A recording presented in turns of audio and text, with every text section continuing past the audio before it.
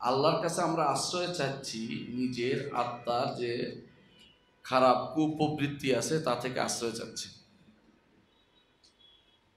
মানবাত্মা সবসময় খারাপের দিকে নিয়ে যায়। কেন জানেন? আমার আপনার এই দুনিয়াতে যত মানুষ আসবে সবার জন্য দুনিয়া অবশ্যই একটি পরীক্ষার জায়গা। যেহেতু পরীক্ষার জায়গা, পরীক্ষা হবেই। এই পরীক্ষার জায়গাতে আল্লাহ তাআলা কিছু জিনিস দিয়ে আপনাকে সাহায্য করেছেন আর কিছু দিয়ে আপনাকে পরীক্ষা করেছেন। সাহায্য করেছেন আপনার আমার অন্তরের মধ্যে ঈমানের বীজ দিয়ে দিয়ে। ফিতরি ঈমান, ফিতরি মানে হচ্ছে আপনার প্রবৃত্তির মধ্যে ঈমানের ডাক রয়েছে। প্রথম যখন আপনার আমাকে সৃষ্টি করেছেন আল্লাহ তাআলা, সেদিন আপনার মধ্যে এমন একটি জিনিস দিয়ে দিয়েছেন যেই কারণে আপনি সেদিন বলেছিলেন, সেটা কথাই হোক বা বাস্তবে হোক, তা হচ্ছে যখন আল্লাহ জিজ্ঞাসা করেছিলেন আলাস্তু বিরাব্বিকুম ক্বালু বালা, আমি কি তোমাদের রব নই? বলেছিলেন হ্যাঁ।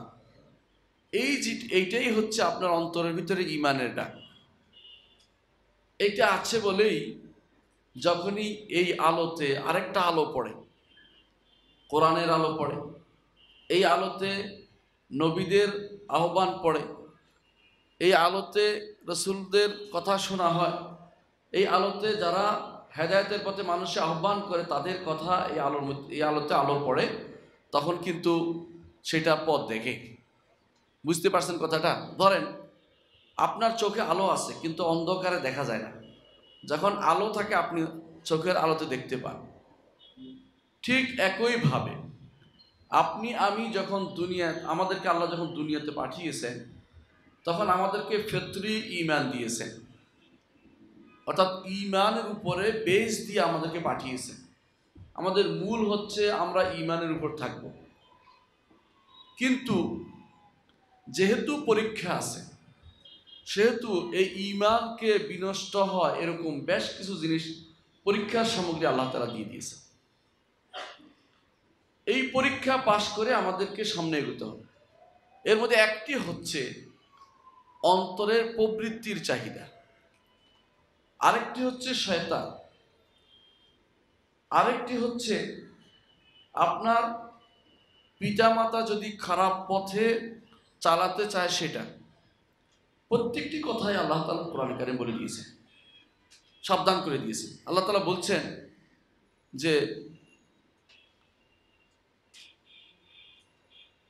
ইমরাতুল আজিজ, মিশরের প্রধানমন্ত্রীর স্ত্রী বলেছিল, ওয়ামা উবাররিউ নাফসি ইন্নান নাফসা লাআম্মারাতুম বিসসু। আল্লাহ তাআলা এটা অনুমোদন করেছেন। অর্থাৎ নফস মাত্রই খারাপের দিকে আহ্বান জানায়। খুব কম নফস আছে যে ভালোর দিকে নিয়ে যায়। আমরা জানি যে নফস 3 প্রকার।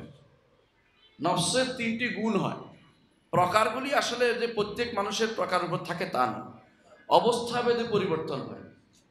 প্রথম হচ্ছে নফসুল আম্মারা বিসসু, এমন নফস যে নফস খারাপের দিকে মানুষকে নিয়ে যায়। এইটা সাধারণ জিনিস, সাধারণভাবে সমস্ত আত্মারই এই গুণটা থাকে। কিন্তু যখন মানুষ আল্লাহর কিতাব পড়ে, নবীর হাদিস পড়ে, অথবা নেককার বান্দাদের ওয়াজ শোনে, তখন সে তার মধ্যে একটি পরিবর্তন আসে। তখন সে কেন অন্যায় করলো, কেন অন্যায় হলো, তিরস্কার করতে থাকে। সেই তিরস্কারের পরে তার নফস বা আত্মা ধীরে ধীরে সেটা হয়ে যায় নফসুল্লাহ ওয়ামা, তিরস্কারকৃত আত্মা। এই আত্মা আপনাকে ফজরের সালাত না পাইলে তিরস্কার করে, জামাত না পাইলে তিরস্কার করে, কোনো অন্যায় হয়ে গেলে তিরস্কার করে, কারণ হারামের দিকে তাকাইলে তিরস্কার করে। এরপরে যখন তিরস্কার করতে করতে আপনার প্রবৃত্তি সুন্দর হয়ে যাবে, তখন আপনার নফস হয়ে যায় নফসুল মুতমাইন্না, অর্থাৎ সন্তুষ্ট চিত্ত আত্মা। সেখানে আর হারামের জায়গা হয় না, সেখানে শুধু ভালোটাই দেখে, সে ভালোটাই করতে ইচ্ছা করে। সে আত্মা হচ্ছে নবীদের, সে আত্মা হচ্ছে সিদ্দিকদের, সে আত্মা হচ্ছে শহীদদের, সে আত্মা হচ্ছে সালেহ নেককার বান্দাদের। এই জন্য এদের পথেই জান্নাতে যেতে হবে, অন্য কোনো পথে জান্নাতে যাওয়া যাবে না। উলাইকাল্লাযিনা আনআমাল্লাহু আলাইহিম মিনান নাবিয়্যিন ওয়াস-সিদ্দীকিন ওয়াশ-শুহাদা ওয়াস-সালিহিন। এই চার শ্রেণীর মিনান নাবিয়্যিন ওয়াস-সিদ্দীকিন ওয়াশ-শুহাদা ওয়াস-সালিহিন, এই চার শ্রেণীর অনুসরণ পথে চলতে বলা হয়েছে, কারণ তারা কালবে সালিমের অধিকার হয়েছে, এরাই নফসুল মুতমাইনের অধিকারী হয়েছে। আল্লাহ তাআলা বলছেন, ইয়াউমা লা ইয়ানফাউ মালুন ওয়ালা বানুন, যেদিন সম্পদ কোনো কাজে আসবে না, সন্তান সন্ততি কোনো কাজে আসবে না, ইল্লা মান আতাল্লাহা বিকালবিন সালিম, তবে যে ব্যক্তি নিরোগ আত্মা নিয়ে আল্লাহর সাথে সাক্ষাৎ করতে আসবে, তারটা কাজে লাগবে, নিরোগ আত্মা কাজে লাগবে। সেটাই হচ্ছে নফস মুতমাইন্না। নফস যখন হাওয়া থেকে আলাদা হবে, নফস যখন প্রবৃত্তির ডাক থেকে আলাদা হবে, তখন সেটা কাজে লাগবে। আর যতক্ষণ প্রবৃত্তির কুপ্রবৃত্তির ডাকে থাকবে, ততক্ষণ পর্যন্ত নফস শুধু আপনাকে খারাপ পথেই পরিচালিত করবে। এটা হচ্ছে একটি যার মাধ্যমে আমরা দুনিয়াতে পথভ্রষ্ট হয়ে যাই। আল্লাহ তাআলা এটাকে সাবধান করেছেন। আবার শয়তানের ব্যাপারেও আল্লাহ তাআলা সাবধান করে দিয়েছেন, বলে দিয়েছেন, ইন্নাশ শায়তান লাকুম আদুউন ফাত্তাখিযু আদুওয়া, শয়তানও তোমাকে পথভ্রষ্ট করতে চায়, তাকে তোমরা শত্রু হিসেবে গ্রহণ করো, সে তোমাদের শত্রু। শত্রুকে আমরা কখনো বাসায় জায়গা দেই না, স্বাভাবিক জিনিস। শত্রুকে গোপন কথা বলি না, শত্রুর সাথে চলি না, কিন্তু শয়তান নামক শত্রুকে কিন্তু আমরা সব কিছু দিই, তার সাথে আমাদের উঠা বসা চলাফেরা চলে, কোনো সমস্যা নেই। শয়তান আমাদেরকে দিন মানতে বাধা দেয়, কিন্তু আমরা শয়তানের কথা অনুসারে মেনে চলি সবকিছু, নাউযুবিল্লাহ। তাহলে বোঝা গেল দ্বিতীয় যে বড় সংকট আমাদের জন্য দুনিয়াতে চলা, তা হচ্ছে শয়তানের ধোঁকা। তার মাধ্যমে শয়তান চায় আমাদেরকে বিভ্রান্ত করতে। তৃতীয় ধোঁকা হচ্ছে আমাদের যারা মুরব্বী শ্রেণীর, তারা মুরব্বী শ্রেণীর লোকেরা কখনো কখনো আমাদেরকে সঠিক পথে চলতে দেয়। রাসূলুল্লাহ সাল্লাল্লাহু আলাইহি ওয়াসাল্লাম বলেছেন, কুল্লু মাউলুদিন ইউলাদু আলাল ফিতরা ফাআবাওয়াহু ইউহাউবিদানিহি ওয়া ইউনাসসিরানিহি ওয়া ইউমাজ্জিসানিহি। কোন বর্ণনায় আসছে আও ইউমাজ্জিসানিহি আও ইউনাসসিরানি আও ইউহাউবিদানিহি। প্রত্যেকটি জন্মগ্রহণকারী শিশু সে ফিতরাতের উপর জন্মগ্রহণ করে। ফিতরাত মানে আমরা কি বলছিলাম? ঈমান গ্রহণ করার প্রবণতা। আল্লাহ তাআলা যেটা দিয়ে দিয়েছিলেন আমাদের সৃষ্টিরও আগে, প্রথম দিয়ে দিয়েছিলেন, সেটা গ্রহণ করার প্রবণতা দিয়ে জন্মগ্রহণ করে। কিন্তু পিতা মাতা তাকে পরিবর্তন করে ইহুদি বানায়, নাসারা বানায়, মাজুসি বানায়। কেউ অগ্নি উপাসক বানায়, কেউ ইহুদি বানাচ্ছে, কেউ খ্রিস্টান বানাচ্ছে। কখনো কখনো সেটা হয়। আবার দেখেন 4 নম্বর সমস্যা হচ্ছে বন্ধু বান্ধব। বন্ধু বান্ধব কখনো কখনো আমাদেরকে বিভ্রান্ত করে, পথভ্রষ্ট করে, বাইরে নিয়ে যায়, ঈমানের বাইরে নিয়ে যায়। এই জন্য আল্লাহ তাআলা কোরআনে কারীম বলেছেন, আল আখিল্লাউ বা'দুহুম ইয়াওমাইযিন লিবা'দিন আদুউন ইল্লাল মুত্তাকিন। আল আখিল্লাউ ইয়াওমাইযিন বা'দুহুম লিবা'দিন ইল্লাল মুত্তাকিন। মুত্তাকিরা ছাড়া সেদিন কিয়ামতের দিন বন্ধুরা একে অপরের শত্রু হয়ে যাবে। শত্রু কেন হবে সেটা বলে দিয়েছে অন্য একখানে। সেটা হচ্ছে সেদিন দেখবে যে তার বন্ধু জাহান্নামে, সে তার বন্ধুর অনুসরণ করার কারণে সেও জাহান্নামে চলে যাচ্ছে। বলবে যে তুমি না আমার ডানে বামে আসতে, তুমি আমাকে এই করতে সেই বলতে, এভাবে সে বলবে, তুমি তো আমাকে বিভ্রান্ত করেছে, বলে যে আমরা সবাই জাহান্নামে আছি, এই কথাই শুধু বলবে। তাহলে বিভ্রান্তকারী 4টি শ্রেণী আছে, 4টি বস্তু আছে, 4টি জিনিসকে আমরা উল্লেখ করতে পারবো না। আজকে শুধু এটাই উল্লেখ করব, মানব জীবন যা একেবারে বিনষ্ট করে দেয়, যা আপনার দুই হাতের মাঝখানে এবং 2 পার্শ্বস্থিত শরীরের মাঝখানে অবস্থান করে, সেই নফস, সেই প্রবৃত্তি আপনাকে কিভাবে বিভ্রান্ত করে, বিষয়টি নিয়ে আজকে আলোচনা করতে চাই। শয়তানের বিষয়টি আরেকদিন হবে, সেটার উপরে বই লেখা হয়েছে। ইমাম ইবনুল কাইয়িম রাহমাতুল্লাহ আলাইহি গ্রন্থ আছে, তিনি লিখেছেন যে ইগাসাতুল লাহফান ফি মাসাইদিশ শয়তান। শয়তান কোন কোন জায়গায় শিকার করে সেই জায়গাগুলো তিনি সাবধান করে দিয়েছেন যে এখান থেকে তোমার স্বীকার করতে পারে, সেটা ভিন্ন জিনিস। আবার অনুরূপভাবে কিভাবে বন্ধু বান্ধব বিনষ্ট করে মানুষকে, সেটাও রাসূলুল্লাহ সাল্লাল্লাহু আলাইহি ওয়াসাল্লাম সাবধান করে দিয়েছেন। আমরা শুধু আজকে একটা জিনিস নিয়ে আলোচনা করব, যেটার ব্যাপারে কোরআন এবং হাদিসে কঠিনভাবে আমাদেরকে তা পরিত্যাগ করতে বলা হয়েছে। সেটা হচ্ছে হাওয়া, প্রবৃত্তির যে তাড়না মানুষকে বিনষ্ট করে দেয়, প্রবৃত্তি যে মানুষকে ধ্বংস করে দেয়, প্রবৃত্তির কারণে হক থেকে দূরে সরে যায়, প্রবৃত্তির কারণে জীবনযাত্রা ব্যাহত হয় এবং আখিরাত ধ্বংস হয়, সেই বিষয়টি নিয়ে আমরা আলোচনা করতে চাচ্ছি। সেটার আরবি নাম হচ্ছে হাওয়া। আরবি নাম হচ্ছে হাওয়া। দেখুন রাসূলুল্লাহ সাল্লাল্লাহু আলাইহি ওয়াসাল্লাম তার এই প্রবৃত্তি পরিপূর্ণভাবে নিয়ন্ত্রণে ছিল বলেই আল্লাহ তাআলা তার প্রশংসা করেছেন, বলেছেন ওয়ামা ইয়ানতিকু আনিল হাওয়া ইন হুয়া ইল্লা ওয়াহয়ুন ইউহা। তিনি হাওয়া থেকে কথা বলেন না, প্রবৃত্তি টানে পড়ে কিছু করেন না, অর্থাৎ কুপ্রবৃত্তি সম্পূর্ণরূপে তার নিয়ন্ত্রিত।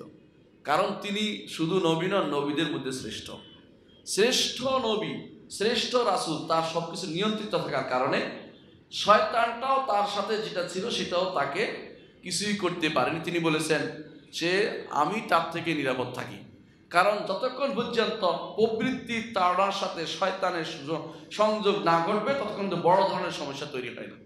যেহেতু রাসূলুল্লাহ সাল্লাল্লাহু আলাইহি ওয়াসাল্লাম প্রবৃত্তি নিয়ন্ত্রিত ছিল, সেই জন্য আল্লাহ তাআলা বলছেন ওয়ামা ইয়ানতিকু আনিল হাওয়া ইন হুয়া ইল্লা ওয়াহয়ুন ইউহা। হাওয়া থেকে কোনো কথা বলেন না, যাই বলেন সমস্ত সবকিছু হচ্ছে একান্তভাবে আল্লাহ তাআলার পক্ষ থেকে ওয়াহী। তিনি হচ্ছেন মুহাম্মদুর রাসূলুল্লাহ সাল্লাল্লাহু আলাইহি ওয়াসাল্লাম। নবীরা ব্যতীত প্রত্যেকেরই এই দুটানা অবস্থা আছে, কখনো প্রবৃত্তির টানে পড়ে, কখনো আল্লাহ তাআলার লিম্মাতুম মিনার রহমান, আল্লাহর ফেরেশতাদের টানে চলে যায়, তখন তারটা গ্রহণযোগ্য হয়। যদি প্রবৃত্তি নিয়ন্ত্রণ করতে পারে কেউ, তখন তো সিদ্দিকে পরিণত হয়, না হলে সে ওই পর্যায়ে পৌঁছতে পারে না। প্রবৃত্তির দমন করে যখন আল্লাহর জন্য নিজেকে বিলিয়ে দিতে পারে তখন সে শহীদ হয়। আবার প্রবৃত্তির দমনে সহায়তা করার জন্য যখন আল্লাহর ইবাদতে লিপ্ত থাকে তখন সে আল্লাহর নেককার বান্দা, সালেহ নেককার বান্দা বলে বিবেচিত হয়।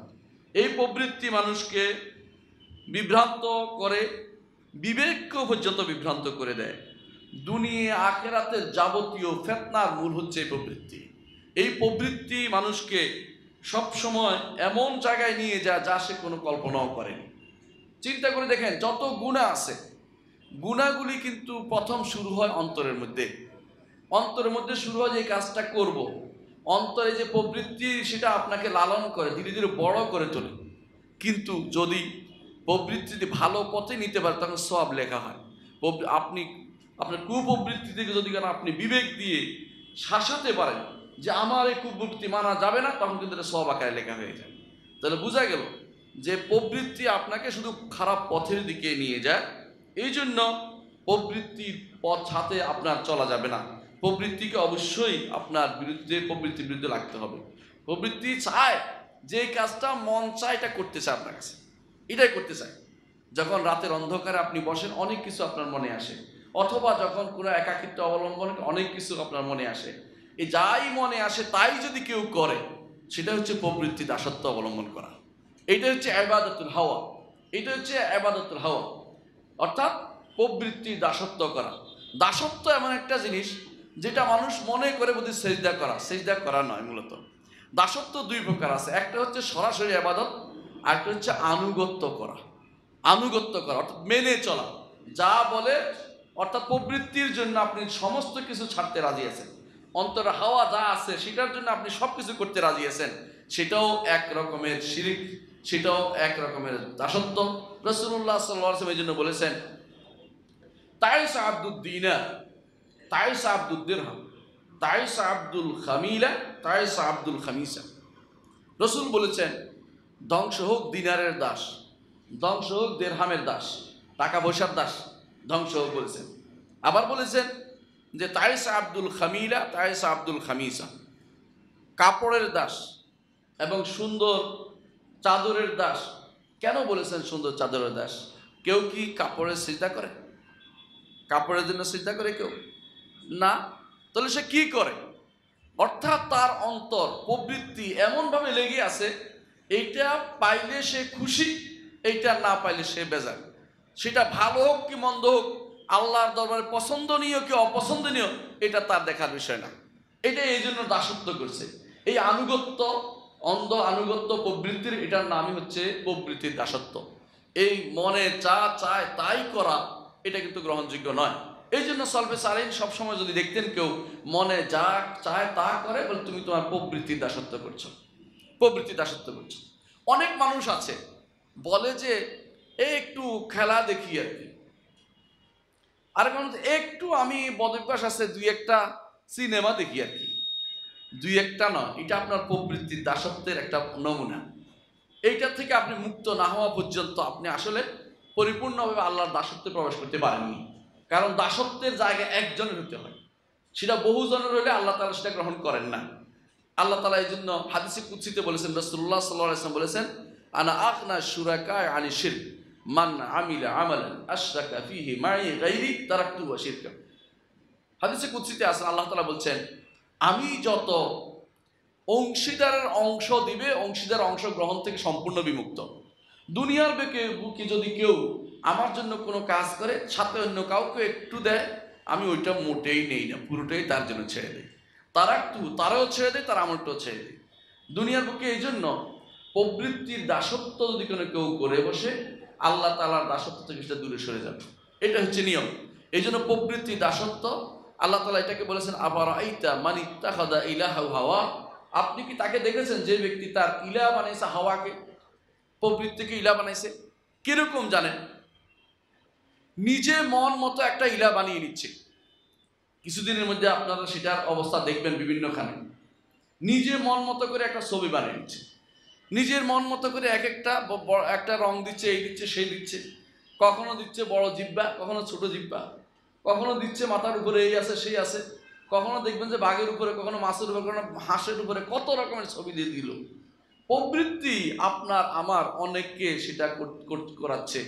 প্রবৃত্তির দাসত্ব যখন, অর্থাৎ যা ইচ্ছে তা আপনি করে বেড়াবেন, যখন আপনি আল্লাহর সন্তুষ্ট খুঁজবেন না, এর অর্থ হচ্ছে আপনি ইলাহ বানিয়ে নিয়েছেন প্রবৃত্তিকে। প্রবৃত্তি মোতাবেক আপনি চলতেছেন। যত মানুষ শিরিক করে প্রবৃত্তি অনুসারে চলে। প্রবৃত্তি অনুসারে ছাড়া শিরিক করে না কেউ। প্রবৃত্তির অনুসরণ করার পরেই শিরকের দিকে ঝুঁকে পড়ে। প্রথমে প্রবৃত্তি দিয়ে শুরু হয়, ধীরে ধীরে ধীরে কঠিন শিরকে সেটাকে নিয়ে যায়। প্রথমে একটু বুদবুদ আকারে জন্ম নেয়, যে আমি একটু দেখি না, সামান্য কিছু করলে আল্লাহ মাফ করে দিবে, গফুর রাহিম, আর তোমার মতো এত কঠিন নাকি, আল্লাহ মাফ করে দিবে ইত্যাদি বলতে বলতে ধীরে ধীরে এমন জায়গায় চলে যায় এখান থেকে আর ফিরে আসতে পারে না। এই জন্য প্রবৃত্তির দাসত্ব যখন শুরু হয়ে যায়, মানুষ আর আল্লাহর দাসত্বকে সঠিকভাবে নিতে পারে না। তার মধ্যে তখন দুটো একসাথ হয় না, বেশিরভাগ মানুষ এই বিভ্রান্তিতে লিপ্ত হয়ে পড়ে।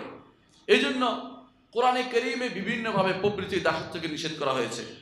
কোরআনে কারীম আল্লাহ তাআলা বলেছেন, ফালা তাত্তাবিউল হাওয়া আন তা'দিলু, হে ঈমানদারগণ, ইনসাফের সাথে তোমরা বিচার ফয়সালা করো, এমনকি তোমাদের সন্তান সন্ততি এবং তোমাদের আত্মীয় স্বজনের উপর হলেও। ফালা তাত্তাবিউল হাওয়া, তবে কখনো তোমরা হাওয়ার অনুসরণ করো না। ইনসাফ করতে হাওয়ার অনুসরণ করার অর্থ হচ্ছে হক প্রতিষ্ঠিত না করে নিজের মন মতো বিচার আচার করা। যারা কোরআন এবং সুন্নাহর বিধানকে পরিবর্তন করে দিয়েছে, নিজের মন মতো বিচার করছে, তারা তো সত্যি সত্যি হাওয়ার অনুসরণ করছে। কারণ আল্লাহ তাআলা কোরআনে কারীম বলেছেন, ওয়া আনিহকুম বাইনাহুম বিমা আনজালাল্লাহ ওয়া লা তাত্তাবি' আহওয়াআহুম, তাদের মাঝে অর্থাৎ মানুষের মাঝে, আনিহকুম, হে নবী আপনি বিচার করুন, বিমা আনজালাল্লাহ, আল্লাহ যা নাজিল করেছে, ওয়া লা তাত্তাবি' আহওয়াআহুম, তাদের প্রবৃত্তির অনুসরণ করবেন না। তাহলে আল্লাহ যেটা নাজিল করেছেন এটা হচ্ছে আল্লাহর বিধান, এর বাইরে যা আছে সব হচ্ছে প্রবৃত্তির বিধান। আল্লাহ বলছে ওয়ালা তাত্তাবি'উ আহওয়াহুম, তাদের প্রবৃত্তির অনুসরণ আপনি করবেন না। এর অর্থ হচ্ছে যত মানুষ আল্লাহ তাআলার হুকুমকে অমান্য করে, আল্লাহর বিধানকে মানে না, তার বিপরীত চলে, তারা আসলে প্রবৃত্তির অনুসরণ করে চলেছে এবং প্রবৃত্তির ইবাদত করছে। এটা থেকে আল্লাহ তাআলা নিষেধ করে দিয়েছেন সূরা নিসা 135 নম্বর আয়াতে। অনুরূপভাবে আল্লাহ তাআলা দাউদ আলাইহিস সালাতু ওয়াস সালামকে একই নির্দেশনা দিয়েছেন এর আগে। সেটা আল্লাহ তাআলা উল্লেখ করেছেন আমাদের জন্য, কেন? যাতে করে আমরা সেটা থেকে দলিল গ্রহণ করতে পারি। এই জন্য নয় যে এটা বলে চলে গেছে, আগেকার উম্মতের উপর ছিল আমাদের উপর না, এরকম না, তিনি উল্লেখ করতেন না। অনেক মানুষ দেখবেন কোরআনে কারীমের কোনো বিধান আসলে বলে যে এটা তো আলোচনা হচ্ছে পূর্ববর্তী উম্মতদের জন্য। কোরআনে আসলো কেন যদি শুধু পূর্ববর্তী উম্মতের উপর থাকে? আমাদের নবী কি সেটা প্রতিষ্ঠা করেছেন কিনা তাই দেখেন, তারপর বলবেন যে আসলে সেটা গ্রহণযোগ্য কি না। যেমন দাউদ আলাইহিস সালাতু ওয়াস সালামকে আল্লাহ তাআলা বলছেন, ইয়া দাউদ ইন্না জাআলনাকা খলিফাতান ফিল আরদি ফাহকুম বাইনাহুম বিল হাক্কি ওয়া লা তাত্তাবিল হাওয়া ফায়দুল্লাকা আন সাবিলিল্লাহ। সূরা সাদের 26 নম্বর আয়াত আল্লাহ তাআলা বলছেন, হে দাউদ, নিশ্চয়ই আমরা আপনাকে খলিফা, দুনিয়ার বুকে খলিফা খেলাফত দিয়েছি, রাষ্ট্রযন্ত্রের মালিক বানিয়েছি। দাউদ আলাইহিস সালাতু ওয়াস সালাম রাজা ছিলেন এবং তিনি রাজত্ব করেছেন। একজন নবী রাজা ছিলেন। ফাহকুম বাইনাহুম বিমা আনজালাল্লাহ, হে নবী, আপনি আল্লাহ যা নাজিল করেছে এটা দিয়ে বিচার ফয়সালা করুন। এরপর বলছে বিল হক বাইনান নাস বিল হাক্কি, যথাযথভাবে হক অর্থাৎ নাহক করবেন না, হকের সাথে বিচার ফয়সালা করুন। আল্লাহ যা নাজিল করে সেটা। আল্লাহর আয়াতের খারাপ ব্যাখ্যা দিয়ে যদি কেউ বিচার করে, আল্লাহ তার বিচার হইল কিনা? আল্লাহর বিচার হইল এটা? কখনো আল্লাহর বিচার নয়। তাহলে হক এই জন্য বলেছে ব্যাখ্যা করতে গিয়েও তোমরা ভুল করো না, বরং যেটা আমি যেভাবে নাজিল করি সেইভাবে করো। অনেক মানুষ আছে ধীরে ধীরে আল্লাহ বিধানকে পরিবর্তন করার জন্য নিজের ব্যাখ্যা দাঁড় করিয়ে দিচ্ছে, নিজের ব্যাখ্যা দাঁড় করিয়ে দিচ্ছে।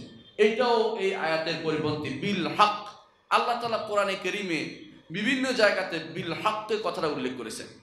যখনই বিল হককে আসবে তখনই তার দুইটা তাফসীর মাথায় রাখবেন। একটা হচ্ছে, এটা হচ্ছে সিদকুন ফিল আখবার ওয়া আদলুন ফিল আহকাম, আরবিতে বলে।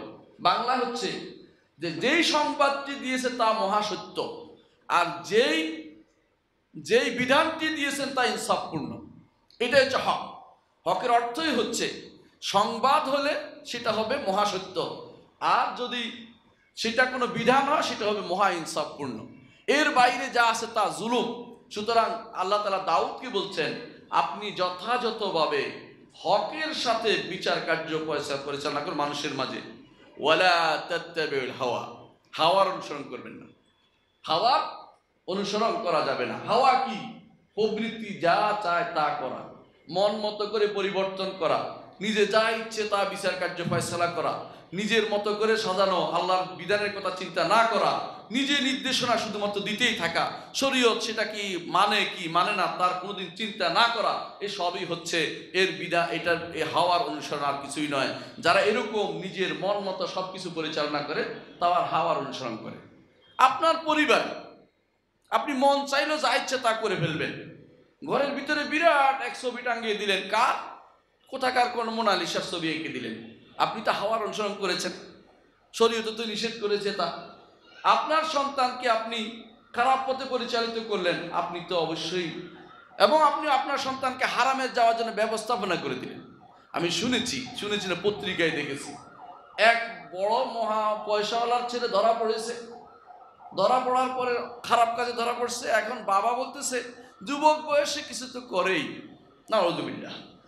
হাওয়ার অনুসরণ নিজে হয়েছেন, আবার সন্তানকেও করেছেন, ভবিষ্যৎ প্রজন্মকেও আপনি নষ্ট করে দিচ্ছেন। কেন কিটা সেটা করেছেন? কারণ আপনি আসলে আপনার শরীয়তের নিয়মের বাইরে চলে গেছেন। ফায়ুদিল্লাকা আন সাবিলিল্লাহ, এটা আপনাকে আল্লাহর রাস্তা থেকে পথভ্রষ্ট করে দিয়েছে। এইভাবেই যারাই হাওয়ার অনুসরণ করে চলবে, প্রবৃত্তির অনুসরণ করে চলবে, সেটাই তাকে, প্রবৃত্তি তাকে আল্লাহর পথ থেকে দূরে সরিয়ে দিবে। সেটাই দেখা যাচ্ছে আজ আমাদের সমাজে। বেশিরভাগ মানুষ আগে যখন ধীরে ধীরে মানুষ দিনের মধ্যে ছিল তখন কিন্তু এত সমস্যা ছিল, কিন্তু ধীরে ধীরে মানুষ দিন থেকে বেরিয়ে যাচ্ছে। ধীরে ধীরে কিরকম বেরিয়ে যাচ্ছে? আপনার মেয়ে ছেলেকে আপনাকে পড়াতে হবে এমন জায়গায় যেখানে দুনিয়ার সব কিছু একসাথে পাওয়া যায়, যেখানে কোনো ফ্রি মিক্সিংয়ের ব্যবস্থা আছে, যেখানে তাদেরকে একসাথে রাখারও কোনো বাধা নেই। এখন কোনো ইউনিভার্সিটি হয়েছে জানেন, একই হলের ভিতরে ছেলেরা মেয়েরা থাকে, এমনকি একই রুমে থাকে। দুঃখজনক হলো সত্যিটা অনুমোদিত এই দেশে। এমনকি কেউ কেউ স্পর্ধা করে বলে যে আমাদের দেশের তো আর ইসলামী প্রজাতন্ত্র না, এটা তো আর নিষেধ নাই, লিভিং টুগেদার তো আমাদের দেশে নিষেধ নাই। এগুলি সবই হচ্ছে হাওয়া প্রবৃত্তির অনুসরণ ছাড়া আর কিছু নয়। এগুলি মানুষের ভিতরে যে সমস্যা চলছে, এগুলি প্রবৃত্তির অনুসরণ করে তারা সেটা অনুসরণ করে চলছে শুধুমাত্র। কোরআনে কারীমে আল্লাহ তাআলা সরাসরি যেভাবে নিষেধ করেছেন যে প্রবৃত্তির অনুসরণ করতে যেও না, তেমনি ভাবে বলেছেন কাফেররা প্রবৃত্তির অনুসরণ করে চলে, সুতরাং তোমরা কাফেরদের অনুসরণ করো না। বুঝতে পারছেন? কাফেররা প্রবৃত্তির অনুসরণ করেছিল, আল্লাহ তাআলা বলে দিয়েছে, বলছেন ওয়ালা তাত্তাবি আহওয়া আল্লাযীনা কাযাবু বিআয়াতিনা, যারা আমার আয়াতকে, এই আয়াত দুটি আয়াত শারঈয়া, কোরআন এবং হাদিস, আল্লাহ নিদর্শনকে যারা অস্বীকার করে, সেটা নিদর্শন হইতে পারে আয়াত শরঈ আয়াত, অথবা হইতে পারে প্রাকৃতিক আয়াত। প্রাকৃতিক আয়াত কি? আল্লাহ চাঁদ সূর্য কে সৃষ্টি করেছে? আল্লাহ। এটাকে যারা সত্য বলে বিশ্বাস করে না, ওয়াল্লাযীনা লা ইউমিনুনা বিল আখিরাহ, এবং যারা আখিরাতের উপরে ঈমান আনে না, ওয়া হুম বিরাব্বিহিম ইয়াদিলুন, তারা তাদের রবের সাথে শিরক করছে। আল্লাহ তাআলা নিষেধ করছে আমরা যেন অনুসরণ না করি তাদেরকে, কাফেরদের অনুসরণ করা থেকে আমাদেরকে নিষেধ করছে। আমরা যেন তাদের অনুসরণ না করি, করলে কি হবে? এরা হাওয়ার অনুসরণ করছে, আমরাও হাওয়ার অনুসারী হয়ে যাব। $4000 কোটি নিয়ে নামছে আপনার সন্তানদেরকে গে আর লেসবিয়ান বানাতে। 4000 কোটি নিয়ে নামছে আপনার সন্তানদেরকে সমকামী বানাতে। আপনি সেটাকে চোখে দেখেও না দেখার ভান করছেন, অথবা যারা নামছে তাদেরকে সুযোগ দিয়ে দিচ্ছেন। অবশ্যই আপনি হাওয়ার অনুসরণ করে চলছেন। আপনার সন্তানদেরকে আপনি দেখেন না, তারা হাওয়ার অনুসরণ করে চলছে, আর আপনি কিছুই বলেন না। আপনি কাফেরদের পথকে আপনার কাছে সুন্দর মনে হয়। ইউরোপ আমেরিকাতে সেখানে পায়খানা থাকলেও আপনার কাছে আতর মনে হয়, কারণ আপনি মনে করছেন যে ওরা ভালো পথে আছে। নাউজুবিল্লাহ। ওরা হাওয়ার অনুসরণ করে চলছে, আর আপনি তাদের অনুসরণ করে চলছেন। আপনি দাসের দাস, ওরা দাস, তাদের দাস হচ্ছেন আপনি, কারণ আপনি সেবা দাস হয়েছেন, নিজের প্রবৃত্তির দাসত্ব করে যাচ্ছেন। এবং প্রবৃত্তি দাসত্ব শুধু এমন অবস্থা যে শুধু তাদের দাসত্ব নয়, যারা প্রবৃত্তি দাসত্ব করছে তাদের দাসের দাস হচ্ছেন আপনি। কত নিচে আমি নেমে গেছি। কোরআনে কারীম আল্লাহ তাআলা তার নবীকে বলছেন, মুহাম্মদ রাসূলুল্লাহ সাল্লাল্লাহু আলাইহি ওয়াসাল্লামকে, যা ব্যাপারে এটা হওয়া সম্ভবই না, তারপরেও কেন বলছেন? আমাদেরকে সাবধান করার জন্য। আল্লাহ তাআলা বলছেন কুল্লা আত্তাবিউ আহওয়াআকুম, হে নবী আপনি বলে দিন, কখনো আমি অনুসরণ করব না তোমাদের প্রবৃত্তির। কাফেরদের প্রবৃত্তির অনুসরণ করা যাবে না। কি বলেছে কাফেররা বলেছে, কিয়াস খাটিয়েছে, বলছে যে যেই জিনিস আল্লাহ মারে সেই জিনিস তোমরা খাও না, আর যেই জিনিস তোমরা মারো সেই জিনিস তোমরা খাও। বুঝছেন কিনা? যে জিনিস জবে করো তোমরা, এটা তোমরা মাইরা তোমরা খাও, আল্লাহ মারছে তারপর তোমরা খাও। মানে তাদের কিয়াস কত যৌক্তিক, মানে যুক্তি দিয়ে আপনাকে বুঝাচ্ছে। আল্লাহ তাআলা বলছে কুল্লা আত্তাবিউ আহওয়াআকুম, আমি তোমাদের হাওয়ার অনুসরণ করব না। হাওয়া কেন? শরিয়া বিরোধী কথা, এটা শরিয়া বিরোধী কথা। আল্লাহ তাআলা বলছে ওয়ালা তাকুলু মিম্মা লাম ইয়াযকুর ইসমুল্লাহ আলাইহি, যার উপরে আল্লাহর নাম নিয়ে জবে করা হয়নি সেটা তোমরা খেও না। আর আপনি বলছেন যে সেটা খেতে। আজ যারা পৃথিবীর বিভিন্ন দেশে যায়, তারা কি জবাই করা জিনিস খেতে পারে? কি জবাই করে তারা? কখনো না। সেখানে জবে করা তো নিষিদ্ধ। আপনি কি জানেন? সেখানে অ্যানিমেল ক্রুয়েলটির আন্ডারে আপনি বিচার হবে, আপনি বিপদে পড়বেন। এই জন্য কেউ সেটা চিন্তা করে না, তারা শুট করে মারে। আর সেটা যদি দেখতেন ছবি, কিভাবে একটি প্রাণীকে জবে না করে তাকে কি কষ্ট দিয়ে যে ছিদ্র করে করে আপনার জন্য ও বানাচ্ছে, ফিঙ্গার বানাচ্ছে, আঙ্গুল খায় যেগুলি পুড়ে পুড়ে সেগুলো বানাচ্ছে। তো জীবনে আর কোনোদিন বাইরের এই বস্তুগুলো খাইতেন না, কারণ সেগুলো প্রাণীকেও কষ্ট দেওয়া হয়। তারা আমাদের জবাইকে মনে করেছে, নাম দিছে অ্যানিমেল ক্রুয়েলিটি, মানে জন্তুর প্রতি হিংস্রতা। আর ওদেরটা যেটা শুট করে মারে, অথবা যেটা এমনি না মেরে ধীরে ধীরে এটার অংশ বিশেষ কাটতে কাটতে যায়, এটা নাকি বলে সহজ রহমতের মৃত্যু, এটা তারা দিচ্ছে এবং এটা আপনাকে খাওয়াচ্ছে। যদি সেটা দেখতেন, চামড়াও আলাদা করা হয় না, চুলও আলাদা করা হয়, সবগুলিকে একসাথে বানিয়ে আপনাকে খাইয়ে দিচ্ছে। ওই ফিঙ্গার বলে যেগুলি খাওয়ায় সেগুলি খাওয়াচ্ছে।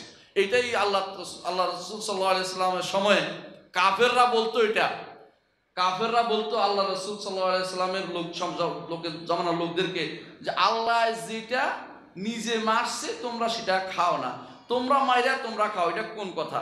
আল্লাহ তাআলা বললেন কুল্লা আত্তাবিউ আহওয়াআকুম, বলুন হে নবী আমি তোমাদের প্রবৃত্তির অনুসরণ করব না। তোমাদের এই কথা প্রবৃত্তি থেকে আসছে। প্রবৃত্তি কেন? শরীয়ত বিরোধী যা হবে সবই প্রবৃত্তি। শরীয়ত বিরোধী যা হবে সেটাই হাওয়া। আল্লাহর শরীয়ত হচ্ছে আদল, ইনসাফপূর্ণ। যে ব্যক্তি এর বাইরে চলবে অবশ্যই সে হাওয়ার অনুসরণ করে চললো। এরপর আল্লাহ তাআলা বলছেন নবী যেন আপনি বলুন কাদ দালালতু ইযা ওয়া মা আনা মিনাল মুহতাদিন, যদি তোমার প্রবৃত্তির অনুসরণ করে তাহলে পথভ্রষ্ট হয়ে যাব, আমি কোনোদিন আর হেদায়েত পাবো না। অনুরূপভাবে আল্লাহ তাআলা কোরআনে কারীমে আমাদেরকে নিষেধ করেছেন, ওয়ালা তাত্তাবিউ আহওয়া কওমিন ক্বাদ দাল্লু মিন ক্বাবলু ওয়া আদাল্লু কাসীরান ওয়া দাল্লু আন সাওয়াইস সাবিল। হে ঈমানদারগণ, কখনো তোমরা অনুসরণ করো না কোনো জাতির প্রবৃত্তির, কোনো জাতির প্রবৃত্তির অনুসরণ করো না যারা আগে পথভ্রষ্ট হয়ে গেছে। কারা ওরা? ইহুদি নাসারা। কারা ওরা? খ্রিস্টানরা। কারা হয়ে গেছে ওরা? মাজুসরা, অগ্নি উপাসকরা। এরা পথভ্রষ্ট হয়ে গেছে। আমরা স্পষ্ট সেটা আল্লাহ বলছেন, ক্বাদ দাল্লু মিন ক্বাবলু ওয়া আদাল্লু কাসীরান। শুধু পথভ্রষ্ট হয়েছে তা নয়, পথভ্রষ্ট মানুষকে করেছেও। এরপর বলছে ওয়া দাল্লু আন সাওয়াইস সাবিল, সঠিক পথ থেকে তারা দূরে সরে গেছে। এদের অনুসরণ করতে আল্লাহ তাআলা আমাদেরকে অনুমোদন করেন নাই, এদের অনুসরণ করা যাবে না। আল্লাহ তাআলা বলছেন না করতে। অনুরূপভাবে আল্লাহ তাআলা কোরআনে কারীম বলেছেন, ফাহকুম বাইনাহুম বিমা আনজালাল্লাহ। আল্লাহ তাআলা যা নাজিল করেছে হে নবী আপনি তাদের মাঝে সেটা দিয়ে বিচার ফয়সালা করুন। ওয়ালা তাত্তাবি আহওয়াহুম আম্মা জাআকা মিনাল হক। আপনার কাছে যে হক এসেছে সেটা পরিত্যাগ করে আপনি তাদের প্রবৃত্তির অনুসরণ করবেন না। কোরআনে কারীমে আল্লাহ তাআলা আরো বলেছেন, ফালিযালিকা ফাদউ ওয়াস্তাকিম কামা উমিরতা ওয়ালা তাত্তাবি আহওয়াহুম। হে নবী এই জন্য আপনি ডাকুন তাদেরকে, আল্লাহর পথে আহ্বান করুন, আল্লাহর পথে আহ্বান করুন, আল্লাহর পথে দাওয়াত দিন এদেরকে। কাদেরকে? মানুষদেরকে। ওয়াস্তাকিম, এবং শরীয়তের উপরে সম্পূর্ণরূপে পাবন্দি আপনার যেন থাকে। শরীয়তের কোনো অংশ আপনি পরিবর্তন করবেন না, শরীয়তের কোনো অংশ আপনি ছেড়ে যাবেন না। কামা উমিরতা, যেভাবে আপনাকে নির্দেশ দেওয়া হয়েছে। শরীয়ত পরিপূর্ণভাবে মানার নির্দেশ আল্লাহ রসুলকে দেওয়া হয়েছে, আমাদেরকে দেওয়া হয়েছে। এই শরীয়ত আল্লাহ তাআলা কোরআনে কারীম বলেছে, সুম্মা জাআলনাকা আলা শারিআতিন মিনাল আমরি ফাত্তাবি'হা। তারপর আপনাকে আমি শরীয়তের উপর রেখেছি, এটাকে অনুসরণ করে চলুন। এর বিপরীত কি বলেছেন? ওয়ালা তাত্তাবি' আহওয়াহুম। তাদের প্রবৃত্তির অনুসরণ আপনি করবেন না। কাদের? কাফেরদের প্রবৃত্তির অনুসরণ আপনি করবেন না। কোরআনে কারীমে আল্লাহ তাআলা আরো বলছেন, ওয়ালা তুতি' মান আগফালনা কলবাহু আন যিকরিনা ওয়াত্তাবা হাওয়াহু ওয়া কানা আমরুহু ফুরুতা। সূরা কাহফে আল্লাহ তাআলা বলছেন, ওয়ালা তুতি' মান আগফালনা কলবাহু আন যিকরিনা।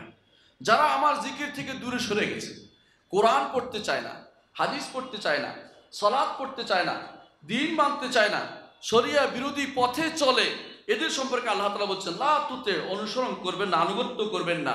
যার অন্তর আমার জিকির থেকে দূরে সরে গেছে, তার ভালো লাগে না সেটা, তার ভালো লাগে নাচ গান, হারাম জিনিস তার ভালো লাগে, অর্থাৎ শরীয়তের বিধিবিধান তার কাছে পছন্দ হয় না।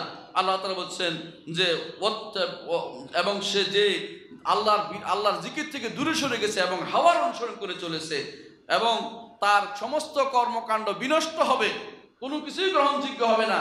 আল্লাহর নবীকে বলছে ওয়ালা তুতি', তার অনুসরণ করবেন না। কারা সেরা? এরা কাফেররা। এরা কাফেররা। কাফের ঈমানদার ছাড়া সবাই কাফের, মুসলিম ছাড়া বাকি সবাই কাফের। এর বাইরে কেউ যেন আবার দয়া পরবশ হয়ে অমুক তমুক কাফের না বলে।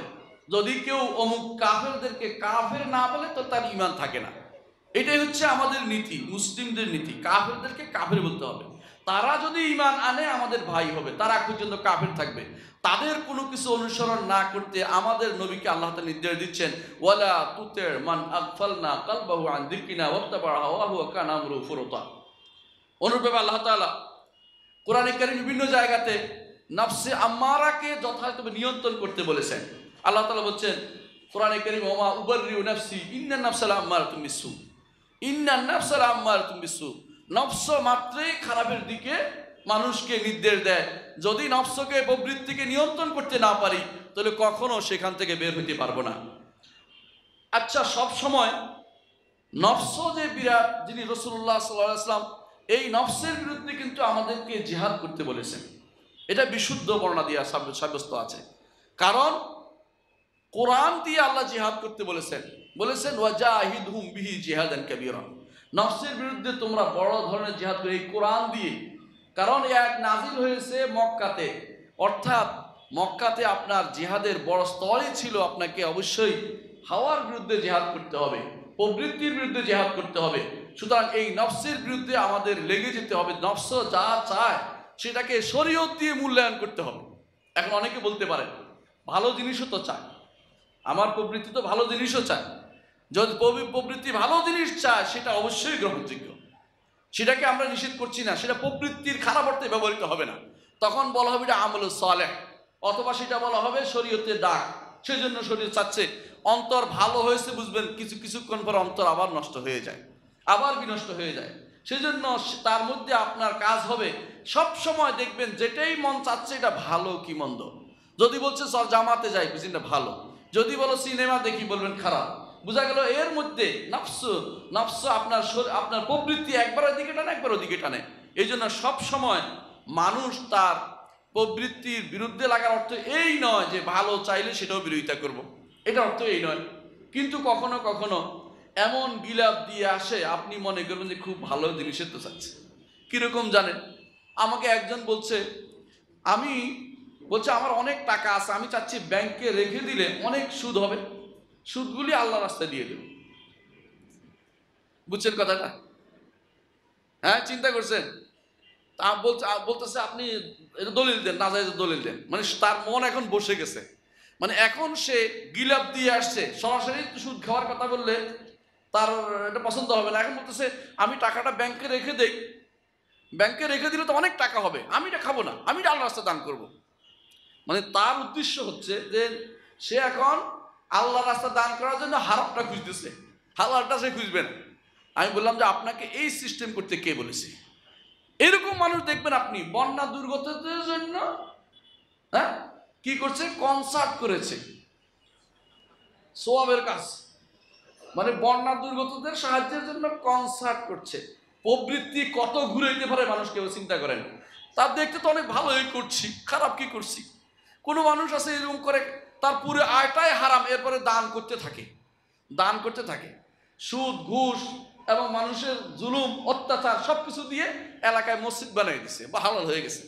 আজকে আসার সময় দেখলাম এক ব্যক্তি কি করেছে, জায়গা দখল করে মসজিদ বানিয়ে দিচ্ছে, চিটাগাং শহরে মসজিদ বানিয়ে ফেলছে। কি সুন্দর কাজ করে ফেলছে সে। এইরকম যদি হয় আপনাদের অবস্থা, প্রবৃত্তি কি ভালো বলতে মসজিদ বানাইছে। ঢাকা শহরে একজন দেখলাম বললেন যে শোনেন আমি এখানে একটা মাদ্রাসা দিতে চাই। আমি আশ্চর্য হইলাম যে এরকম জায়গা কেউ দেয় না। পরে খোঁজ নিয়ে দেখলাম এই জায়গা তিনি জোর করে দখল করছে। আমি মাদ্রাসা দিলে যদি মাদ্রাসা ভাঙে পত্রিকায় নিউজ হবে যে সরকার মাদ্রাসা ভেঙে ফেলছে, এই জন্য তিনি মাদ্রাসা বানাইতে চায়। কত বুদ্ধি রাখে প্রবৃত্তি, বুঝছেন না? অন্তরের বুদ্ধি দিয়ে তিনি নতুন গিলাপ দিয়ে আসছেন, মোড়ক লাগাই আসছেন, এখন তিনি এটাকে আল্লাহর রাস্তায় দান করবেন। আগে কোনোদিন চিন্তা ছিল না। এগুলি সবই হচ্ছে প্রবৃত্তির শয়তানি, এবং আপনাকে প্রবৃত্তির খারাপ কুপন্থনা আপনাকে বিভ্রান্ত করার জন্য সেগুলি করে। আপনার নফসকে জিজ্ঞাসা করুন আসলে কি আপনি আল্লাহর রাস্তার জন্য দান করতেন? তাহলে যেটা হালাল একটা পয়সা দেবে। আরবের কুরাইশরা পর্যন্ত হারাম টাকা দিয়ে কাবা শরীফ বানায় নাই। কেন বানায়নি? তারা বুঝেছে যে হারাম টাকা দিয়ে আল্লাহর ঘর বানানো যায় না। কিন্তু আপনি কিন্তু হারাম টাকা দিয়ে আল্লাহর ঘর বানানোর জন্য ব্যস্ত হয়ে পড়ছেন। মনে করছেন এখন তো এর থেকে মুক্তি পেতে হবে, কি করা যায়? ঠিক আছে, মসজিদ বানিয়ে দেয়, 2 লাভ হবে, ভোটে ভোট পাবো, আর কাজে কাজ হয়ে যাবে, নামে নাম হয়ে যাবে, কত কিছু হয়ে যাবে। কিন্তু কিছুই হবে না, কারণ প্রবৃত্তির তাড়না আপনি করেছেন, আল্লাহর দরবারে তা গ্রহণযোগ্য হবে না। প্রবৃত্তির তাড়নায় 3 ব্যক্তি জিহাদ করেছে, মানে 3 ব্যক্তি বড় বড় কাজ করেছে, আল্লাহর দরবারে গ্রহণযোগ্য হয়নি। কি বলেছে? একজন দান করেছে, কেন হাসরের মাঠে নিয়ে আসা হবে, তাকে দিয়ে জাহান্নাম উদ্বোধন করা হবে, বলা হবে ওই ব্যক্তি তুমি তো আমাদেরকে ভালো কথা বলতে, তুমি তো এই করেছো সেই করেছো। বলে যে না, আমি তোমাদের বলতাম, আমি নিজে করতাম না। ঠিক 3 জনের মধ্যে একজনকে আল্লাহ তাআলা জিজ্ঞাসা করবেন তুমি কি করেছো? বলবো যে আমি কোরআন তেলাওয়াত করেছি, কোরআন পড়েছি, এই করে সেই করেছি। বলেন না, তুমি যা করেছো মানুষ যেন তোমাকে আলেম বলে সেটার জন্য করেছো। এখন তোমার মানুষ বলা হয়ে গেছে, তোমার আমার কাছে কোনো প্রাপ্তি নেই, জাহান্নামে চলে যাও। আরেকজন দান করেছে, তাকে একই কথা বলা হবে তুমি কি করেছো? বলছে আপনার প্রত্যেকটি খাতে আমি দান করেছি, যা শুনেছি তাই দিয়েছি। তাকে বলা হবে তোমার বলা হয়ে গেছে, মানুষে বলেছে তুমি দানবীর, সুতরাং তোমার আর প্রাপ্তি বলতে আমার কাছে কিছু নেই। তোমার নিজের নফসের জন্য করেছো, তোমার হাজুর নফস ছিল এটা, তোমার প্রবৃত্তির তাড়নায় সেটা করেছো, আমার জন্য সেটা করনি। আরেকজন যুদ্ধ করে শহীদ হয়ে গেছে। হ্যাঁ, কত মানুষ এখন কথায় কথায় শহীদ হয়ে যায়। শহীদ তো এখন নামে অনেকে নাম রাখিয়ে ফেলে শহীদুল ইসলাম। কত নাম যে হয়ে গেছে, ইসলামের বলি হয়ে গেছে সবাই, এটাই দুঃখজনক। কার জন্য মারা যাচ্ছে এটা খবর নাই। রাসূলুল্লাহ সাল্লাল্লাহু আলাইহি ওয়াসাল্লাম বলেছেন হাসরের মাঠে নিয়ে আসা হবে, জিজ্ঞাসা করা হবে যে তুমি কি করেছো? বলে আমি আপনার রাস্তায় সব দিয়ে জান দিয়ে দিয়েছি। আল্লাহ বলছেন না, তুমি তো হল দখলের জন্য করেছো, তাই না? তুই মাঝে মধ্যে রাস্তাঘাটে মানুষের মারার জন্য করেছো, কোনো একটা কিছু পাওয়ার জন্য করেছো, তোমাকে বলার জন্য বলেছো, তুমি আর কারো আবেগে পড়ে করেছো, আল্লাহর দিনকে বুলন্দ করার জন্য তুমি করনি। সুতরাং তোমার কাজ যথেষ্ট, তোমাকে জাহান্নামে দেওয়ার জন্য এটাই যথেষ্ট, জাহান্নামে তাকে পাঠানো হবে। কেন সমস্যা? এটা সমস্যা এটাই হচ্ছে, প্রবৃত্তির তাড়নায় করেছে, আল্লাহর জন্য তা করা হয়নি। বেশিরভাগ মানুষ এই কাজটি করে থাকে। সুতরাং যদি কোনো নফস প্রবৃত্তি ভালো চায়, সেটাকে অস্বীকার করা হচ্ছে না। ভালো প্রবৃত্তি এমন জিনিস চাচ্ছে যা শরীয়ত অনুমোদিত না, সেটা অবশ্যই নিষিদ্ধ। সেটাকে যত মোড়ক লাগাইয়া আসেন না কেন, যত উপরে দিয়ে বেড়া দেন না কেন, এটা আল্লাহর দরবারে গ্রহণযোগ্য হবে না। একজন মানুষ প্রবৃত্তির তাড়নায় পড়েছে কিন্তু কাজ করে নাই। রাসূলুল্লাহ সাল্লাল্লাহু আলাইহি ওয়াসাল্লাম বলেছেন, ইজা হাম্মা বিসাইয়্যাতিন, কোনো মানুষ যখন খারাপের জন্য চিন্তা করে, প্রবৃত্তির তাড়নার চিন্তা খারাপ করে, তখন কি করবে? যখন রাসূল বলেছেন যদি কেউ এরকম প্রবৃত্তির তাড়নায় পড়ে কোনো খারাপের চিন্তা করে, তখন সেটা যদি কোনো বাস্তবায়ন না করে ছেড়ে দেয়, আল্লাহ তার জন্য সওয়াব লেখে। আল্লাহু আকবার। আর যদি সেটাকে অন্তরে গেঁথে যায়, করার জন্য সে দৃঢ় প্রতিজ্ঞ হয়ে যায়, তার গুনাহ লেখা হয়ে যায়। তাহলে বোঝা গেল মারাত্মক অবস্থায় প্রবৃত্তির অবস্থা যখনই আসে, সেটাকে তাড়িয়ে দিতে হবে। কখনো সেটাকে আমার সুযোগ দেওয়া যাবে না থাকার জন্য, অন্তরে অবস্থানের সুযোগ দেওয়া যাবে না। কি জন্য মানুষ সাধারণত প্রবৃত্তির অনুসরণ করে? আমি কিছু কারণ উল্লেখ করব। 1 নম্বর হচ্ছে, ছোট কাল থেকে সন্তানকে যখন আপনি যা চাইছে তা দিছেন, বুঝেন তো, শয়তান আপনার উপর সোয়ার হয়েছে, আপনার সন্তানকে আপনি সঠিক পথ দেখাননি। ছোট কাল থেকে তাকে ঘুমাতে দিচ্ছেন, ফজরের সালাতের সময় ঘুমিয়ে থাক, সমস্যা নেই। ছেলের ডাক দিলে ছেলে রাগ করবে, তাই তো এক। অথবা ছেলে বড় পড়লে এখন ডাকলে সমস্যা, কষ্ট হবে, তার ইউনিভার্সিটি আছে, তার কলেজ আছে, তার চাকরি আছে, ডাকলে তো তার অসুবিধা হবে, এই জন্য ডাকেন নাই। আপনি এই কারণে ছোট কাল থেকে তাকে দিনের উপর রাখেন নাই বলে প্রবৃত্তির হাতে ছেড়ে দিয়েছেন, প্রবৃত্তির হাতে তাকে ছেড়ে দিয়েছেন। এই জন্য সে বড় হলে আপনার বিরুদ্ধে যাবে, আপনাকে বৃদ্ধাশ্রমে পাঠাবে, আপনার ঈমান হরণ করবে, আপনাকে তাড়িয়ে দিয়ে আপনার সম্পদ দখল করবে। এটাই করে। এই জন্য ছোট কাল থেকে আপনি তাকে ঈমানের উপর বড় করেননি। এর বিপরীতে ছোট কাল থেকে তারা ঈমানের উপর বড় করে, তারা আমলের সালাতের উপর বড় করে। রাসূল যেভাবে নির্দেশ দিয়েছেন, কোরআনে কারীম আল্লাহ তাআলা বলছেন, ওয়া'মুর আহলাকা বিস-সালাতি ওয়াসতাবির আলাইহা, আপনার পরিবারকে ওয়া'মুর আহলাকা বিস-সালাতি, সালাতের নির্দেশ দিন, ওয়াসতাবির আলাইহা, সবর করে লেগে থাকুন এই সালাতের উপরে। ছোট কাল থেকে বড় করতে হবে। এই জন্য ছোট কাল থেকে বড় না করার কারণে প্রবৃত্তি এখন আর আপনার ভালো প্রবৃত্তি জাগ্রত হয় না। সবসময় আপনার মাথায় জাগ্রত হয় কার জিনিস কিভাবে মেরে খাবে। কিভাবে জানেন? কখনো কখনো আপনি বিভ্রান্ত হন, বিপদে পড়েন। কিরকম? দেখবেন যে আপনার সাথে একজন গেছে, চুরি করতেছে, এখন দোষটা আপনারও হয়। আপনি যে আমার সাথে আসছিল, চুপ করে বসে কিছু না, আপনার বই ঢুকাই ফেলতেছে ব্যাগের ভিতরে, বলতেও পারছে না লজ্জায়। এরকম কিছু মানুষ দেখা যায়। কেন করে সেটা? ছোট কাল থেকে তার চুরির অভ্যাস হয়েছে, বড় হইলে আর ছাড়তে পারে না, কারণ এই অভ্যাসে বড় হয়েছে। এই জন্য ছোট কাল থেকে প্রবৃত্তির যে খারাপ চাহিদা তা বিতরণ করার ব্যবস্থা বাবা মার করা উচিত। দ্বিতীয় যে জিনিসটা যেই কারণে মানুষ নষ্ট হয়, তা হচ্ছে যারা খারাপ প্রবৃত্তির লোক, এদের সাথে উঠা বসা করে। আজ বেশিরভাগ মানুষ যত অভিযোগ দিচ্ছে সন্তানের বিরুদ্ধে, তা কি জানেন? সন্তান ইয়াবা সেবী, সন্তান এডিক্টেড, সন্তান এইটা, সন্তান ওইটা। এর কারণ কিন্তু আপনি তাকে সেভাবে চলতে সুযোগ দিয়েছেন। বেশিরভাগ মানুষ আজ ইউনিভার্সিটি থেকে বের হচ্ছে, আপনার ছেলে মেয়েরা তারা বেশিরভাগ নাস্তিক হয়ে যাচ্ছে। কেন জানেন? আপনি তাদের সাথে এমন লোকদেরকে উঠা বসা করতে দিয়েছেন যারা নাস্তিক। আমার কাছে এমন বহু প্রশ্ন আসে মাঝে মধ্যে, যে বিয়ে করেছি ইউনিভার্সিটির ছাত্রী দেখে মনে করলাম যে আমাদেরকে পরস্পর চাকরি করে সংসার চালাবে, বুঝলেন না? শেষ আর কি। সেই ব্যক্তি এরকম সংসার চালানো, বউ দিয়ে সংসার চালাবে মনে করে, সেই ব্যক্তির মতো দুর্ভাগা আর কেউ নেই। বউ সংসার চালাবেন, আপনি সংসার চালাবেন, বউকে ঘরে রাখবেন, কিন্তু বিপদে পড়লে তিনি চাকরি করবেন, সেটা আলাদা কথা। কিন্তু আপনি যদি মনে করেন যে ঘরের অবস্থা পরিবর্তন করার জন্য বউ দিয়ে চাকরি করাবেন, আপনি বউ হারাবেন। আপনার বউ আর আপনার বউ থাকবে না, জনগণের বউ হয়ে যাবে। এটাই হয় বেশিরভাগ সময়, তাই দেখা যায়। সুতরাং আমি যখন এখতিয়ার করে, হোসনে এখতিয়ার লাগে বউর জন্য, একটা মেয়ে খোঁজা বহুত কঠিন কাজ। আমি একবার যাচ্ছিলাম, ইসলামিক টিভি তখন চালু ছিল, সেখানে প্রশ্ন উত্তর দিয়ে, তো গাড়িতে উঠার পরে একজন লাফ দিয়ে উঠে বলল, আপনাকে খুঁজতেছি। আমি তো ভয় পেয়ে গেলাম যে মার দিবে নাকি আবার। বলে যে আপনাকে খুঁজতেছি কি জন্য? বলে আমার বিয়ে হয় না। কিভাবে বিয়ে হবে এটা বলেন। আমার খুব রাগ।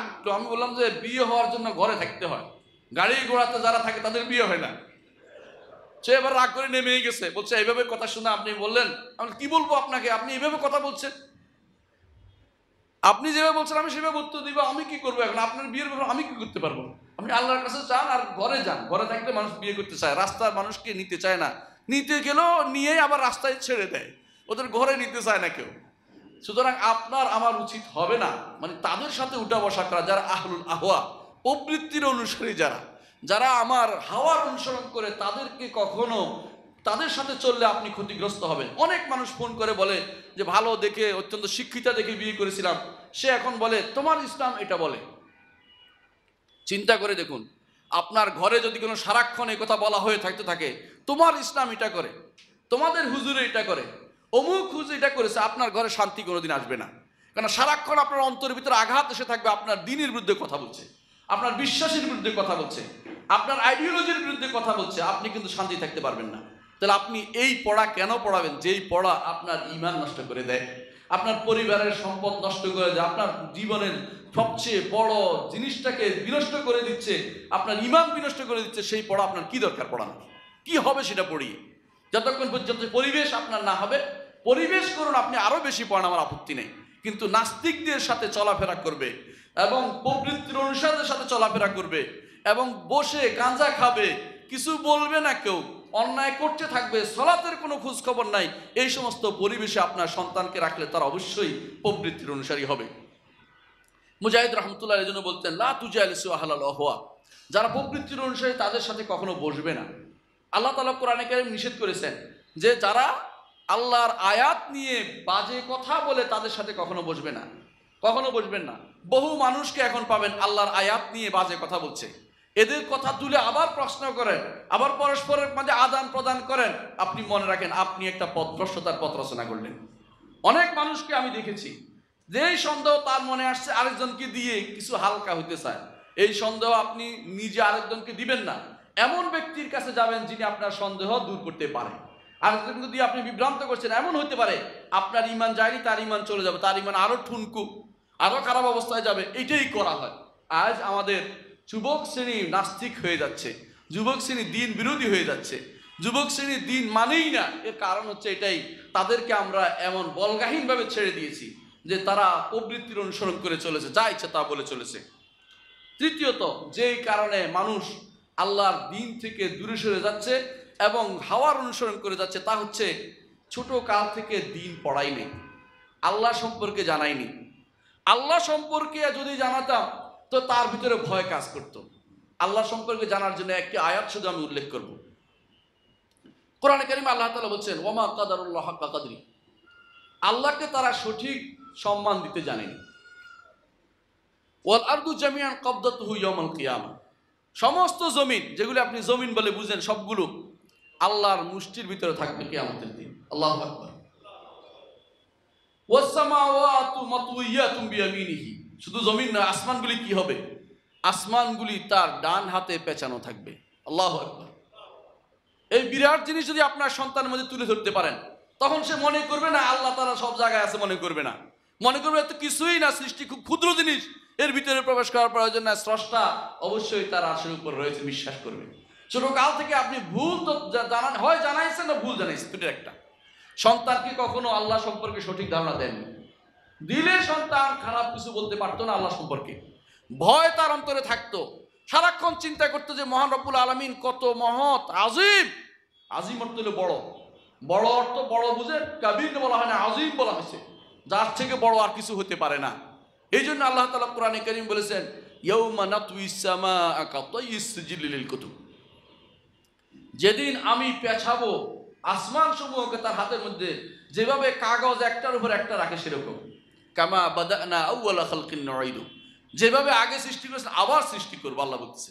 আল্লাহর কাছে কি এটা কঠিন? আল্লাহর কাছে এটা কঠিন বলেন? তাহলে আল্লাহ সম্পর্কে যে ব্যক্তি সঠিক ধারণা রাখতো, সেই ব্যক্তি কখনো প্রবৃত্তির অনুসারী হতে পারত না। সে মনে করতো প্রবৃত্তির অনুসার হওয়া কিভাবে হতে পারি, আমি নিজে থেকে অতি ক্ষুদ্র। যে ব্যক্তি আখিরাত সম্পর্কে ধারণা থাকবে সেও প্রবৃত্তির অনুসারী হতে পারে না। এর সবই হচ্ছে এই জন্য আল্লাহ তাআলা কোরআনে কারীম বলেছেন, বাল আকসারহুম লা ইউমিনুনা বিল আখিরাহ, অধিকাংশই আখিরাতের কোনো ধারণা রাখে না, আখিরাতের ঈমান রাখে না। আপনার আমার সন্তানরা দিনের যতটুকু আলো দিয়েছেন ওইটাও নিভাই দিতে চায় তারা। ইউরিদুনা লিইউতফিউ নূরাল্লাহি বিআফওয়াহিহিম, এই সমস্ত পড়ার নামে আপনার সন্তানকে ঈমান থেকে দূরে সরিয়ে দিচ্ছে তারা। আর যদি বিদেশে পাঠাতে পারেন, আসার সময় সে আসবে একটা গাধা হয়ে আসবে, দিন থেকে দূরে সরে একটা আসবে, সে একটা সম্পূর্ণরূপে, কারণ সে আল্লাহর দিনকে বিক্রি করে দিয়েছে ওখানে। আসছে যখন, তখন আপনি তাকে চিনতে পারেন না, ভিন্ন ধর্মী লোক হয়ে গেছে সেটা। এখন তার কাছে সব সহজিয়া, সহজিয়া বুঝেন, যেটা হচ্ছে এটাই জায়েজ, কোনো সমস্যা নাই, সবই বৈধ, অবৈধ বলতে কোনো কিছু আর নাই। সহজিয়া পদ্ধতি চলতেছে এখন। এইটাই হচ্ছে আমাদের সমাজে আজ অবস্থা। পরিবারকে পরিবার নষ্ট হয়ে যাচ্ছে, সমাজ বিনষ্ট হচ্ছে, সেভাবে সমস্ত রাষ্ট্রের অবস্থা খারাপ হয়ে যাচ্ছে। কারণ হচ্ছে ঈমান থেকে দূরে সরিয়ে একটি ঈমানবিহীন প্রজন্ম আমরা তৈরি করছি, এমন একটি নাস্তিক প্রজন্ম তৈরি করে দিচ্ছি যারা কোনোদিন আল্লাহর নাম নিবে না আর কোনোদিন।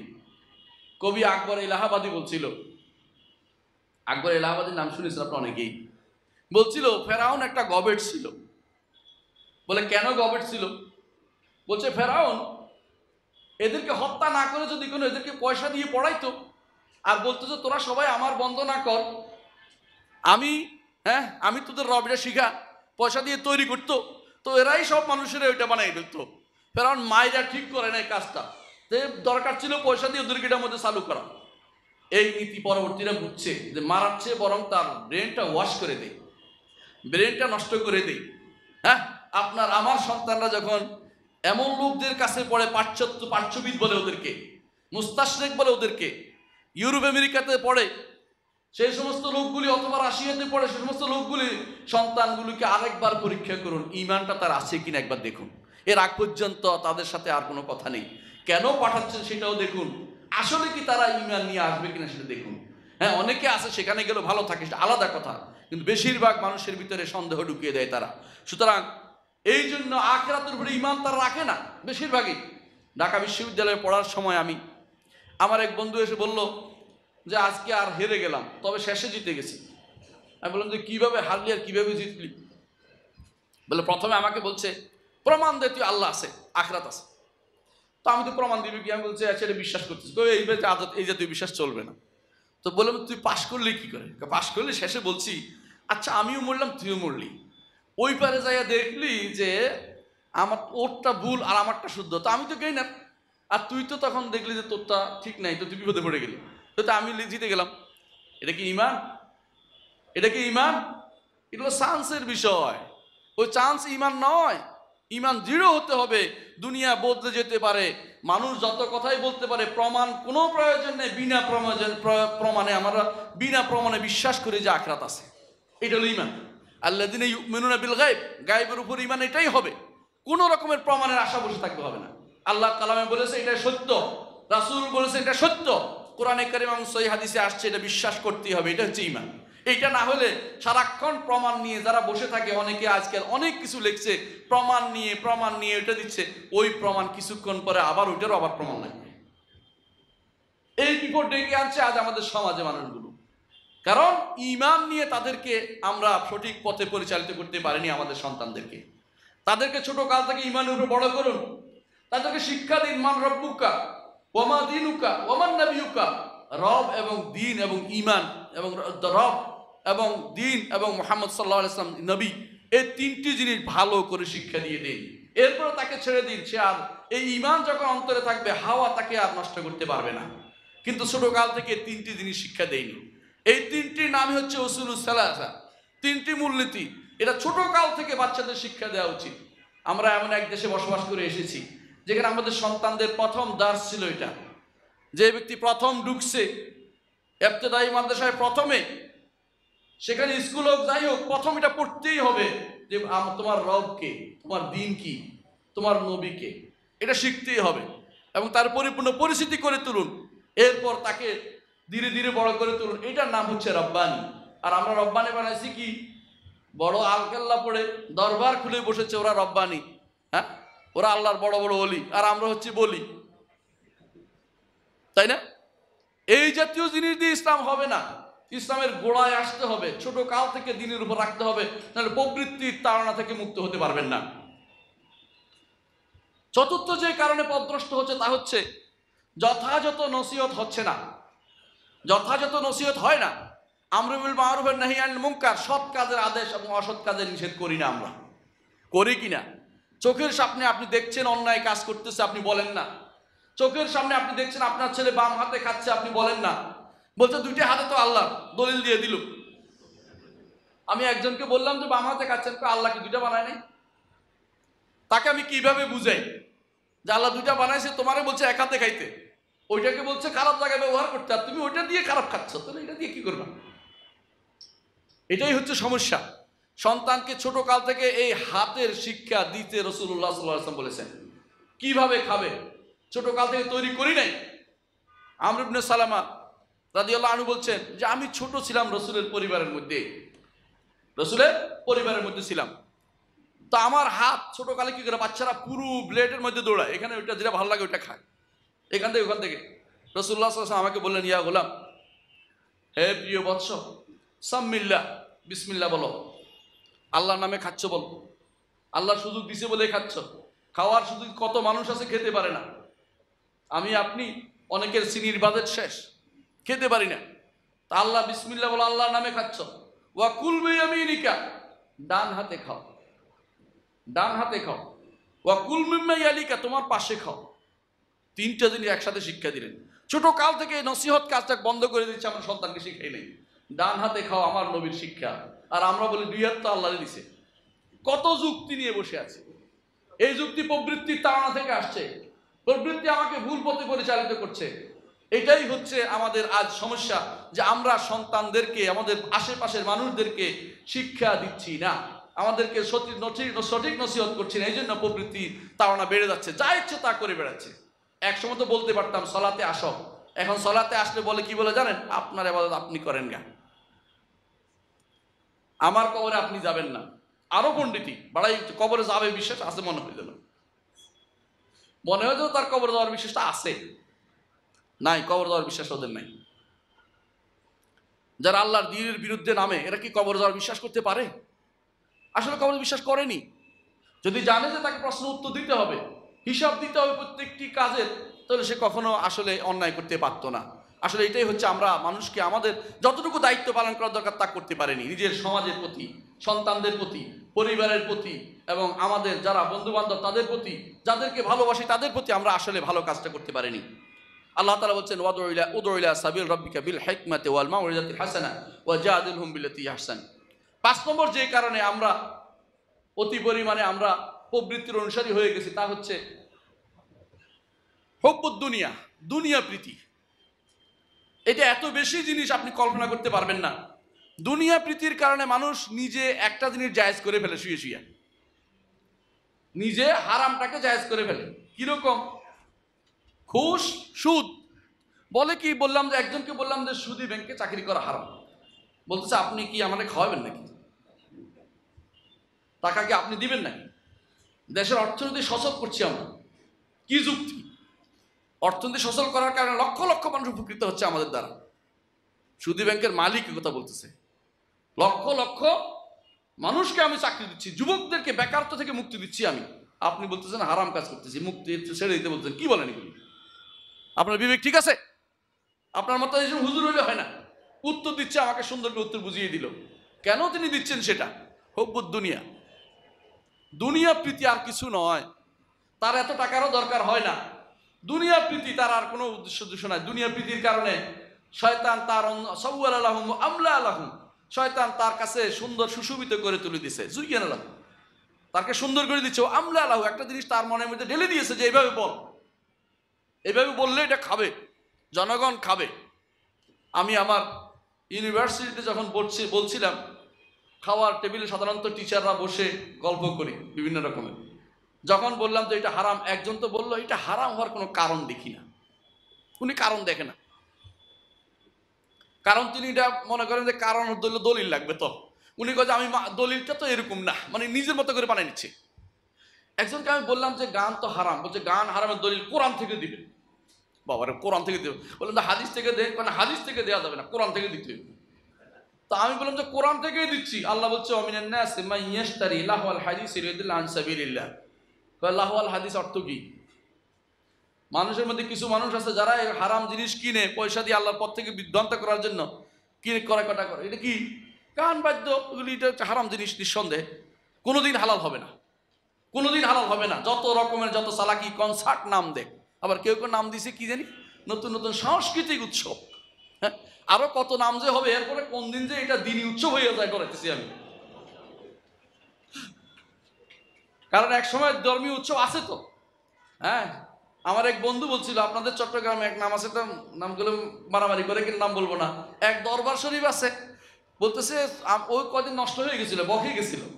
বলছে আমি ওই দরবারে অনেকদিন কাটে, সকালবেলা ঘুম থেকে উঠে ডোল ফিরতে ফিরতে কবর পর্যন্ত, আবার ডোল ফিরতে ফিরতে বাসা পর্যন্ত। এটা হলো তার চাকরি, এটার কারণে তাকে টাকা দেওয়া হইতো, বুঝছেন তো? এটা হলো আবাদত, আর কিছু নেই। ঘুম থেকে উঠে যখনই উঠে তখন ডোল ফিরতে ফিরতে যাবে ইয়া পর্যন্ত, মাজার পর্যন্ত, আবার ঘুরে ঘুরে আবার বাসা চলে আসবে। এটা হলো তার আবাদত।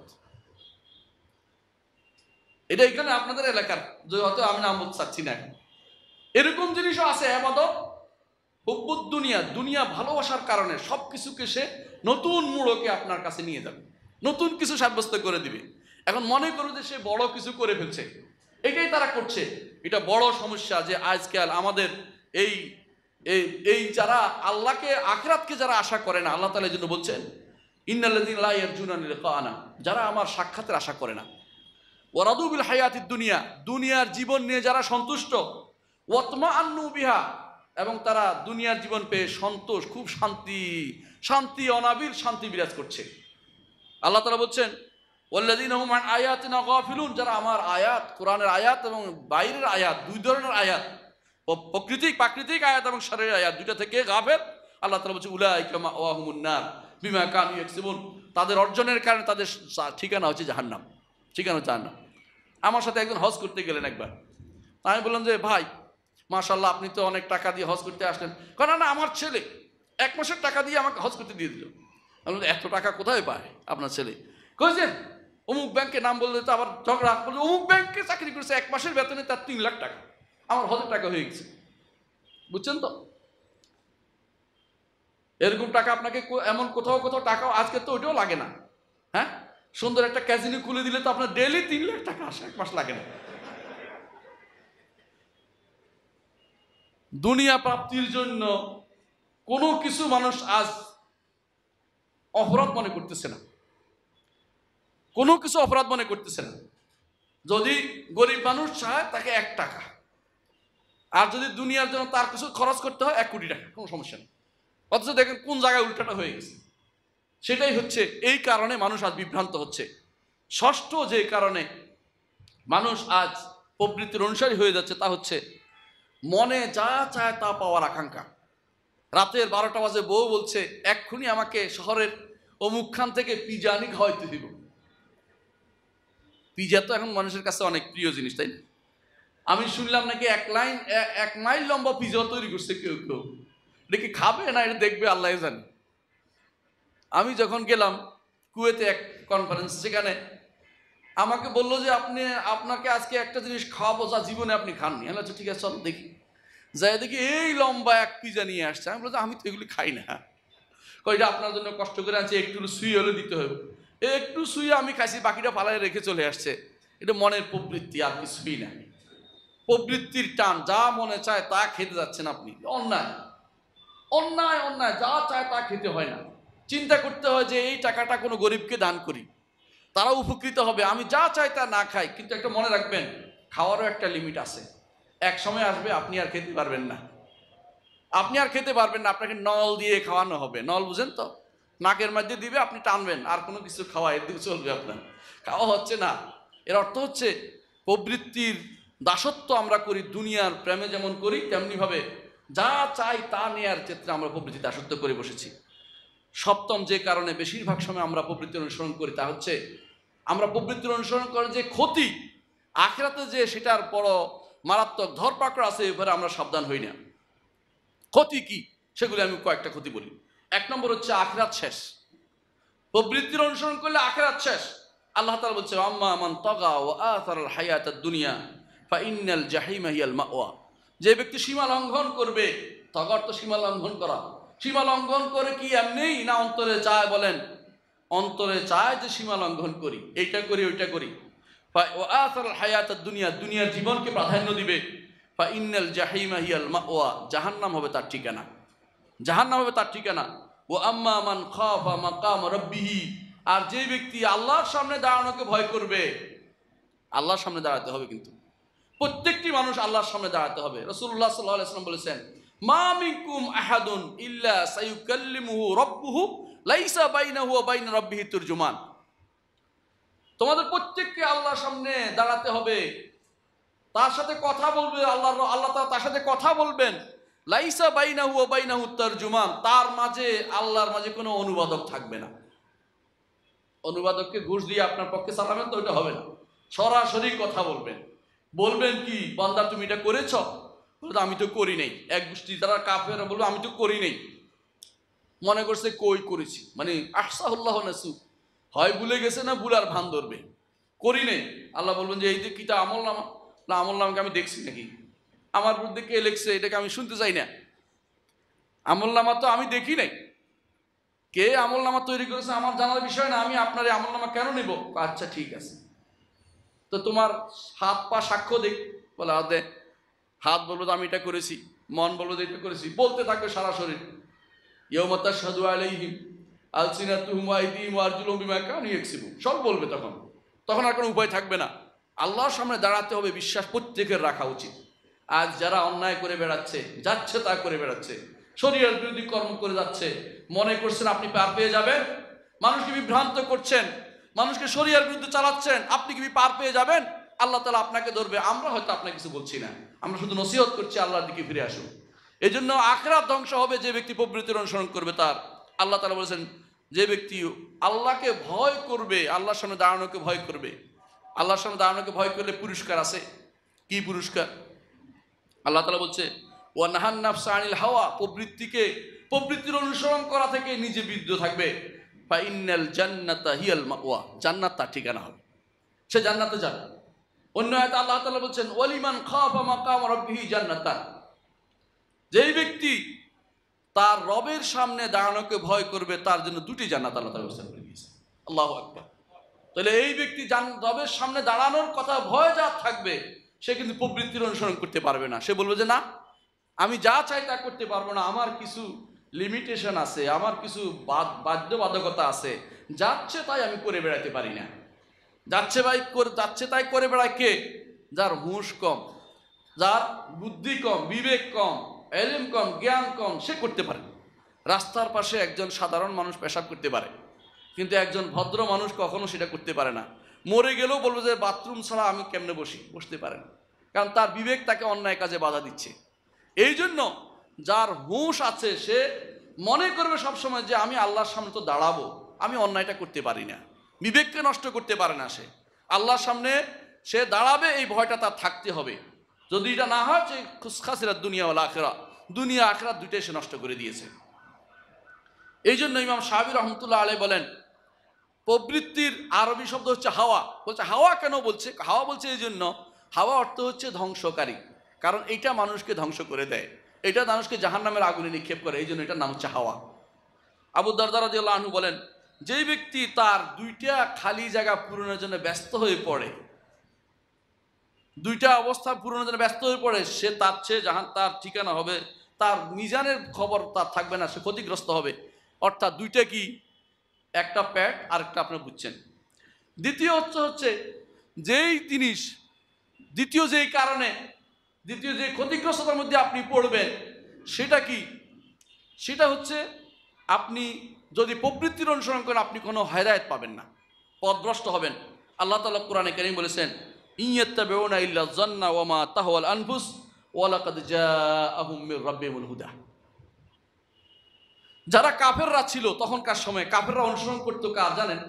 মনে চাইতো, একটার নাম দিছে কি লাত, একটা নাম উজ্জা, একটা নাম মানাত, এরকম তারা নিজেরা বানিয়ে নিত, এটা নিজেরা বানিয়ে নিত। ইবনুল কালবি তার আসনাম নামে একটা কিতাব আছে, সেখানে উল্লেখ করেছেন কিভাবে মূর্তি পূজা আরম্ভ হলো এটা বলছেন। কিভাবে জানেন? মক্কাতে তারা বাইতুল্লাহ তোয়াফ করতো, তো বাইতুল্লাহ 7 চক্কর তোয়াফ করতো ওরা। এরপরে দেখা গেল তারা যখন মক্কা থেকে তাদেরকে বের করে দিল, মক্কার পাথর নিয়ে গেল তার সাথে করে, সেখানে তারা পাথরটা রেখে 7 চক্কর তোয়াফ করলো। পরবর্তীতে আসে এটা ইবাদত শুরু হয়ে গেল, এইভাবে তারা ইবাদত শুরু করলো, মন যা চায় তা। এমনকি তাদের মধ্যে কেউ কেউ সুন্দর খাবার দাবার দিয়ে মূর্তি বানাইতো, অভাব হলে সেটাই আবার খেয়ে ফেলতো। সেটাই ছিল তাদের অবস্থা, কারণ মন যা চায় তা তারা করত। এই জন্য পথভ্রষ্টতার দিকে নিয়ে যাবে, যখন কেউ প্রবৃত্তির অনুসারী হবে সে পথভ্রষ্টতার দিকে নিয়ে যাবে। আল্লাহ তাআলা বলছেন ইয়াত্তাবিউনা ইল্লা যান্না, কাফেররা শুধু অনুসরণ করে, অনুমানের ধারণার অনুসরণ করে চলে, ইলমি কোনো কাজ নাই তাদের মধ্যে। দুনিয়ার বুকে যাই আপনি কাফেরদের দেখবেন অনুসরণ করছে, মনে ধারণা করছে যে এইটা হয়েছে, এইটা হয়েছে, এইটা হচ্ছে, বিরাট কাহিনী বানিয়ে নিয়েছে।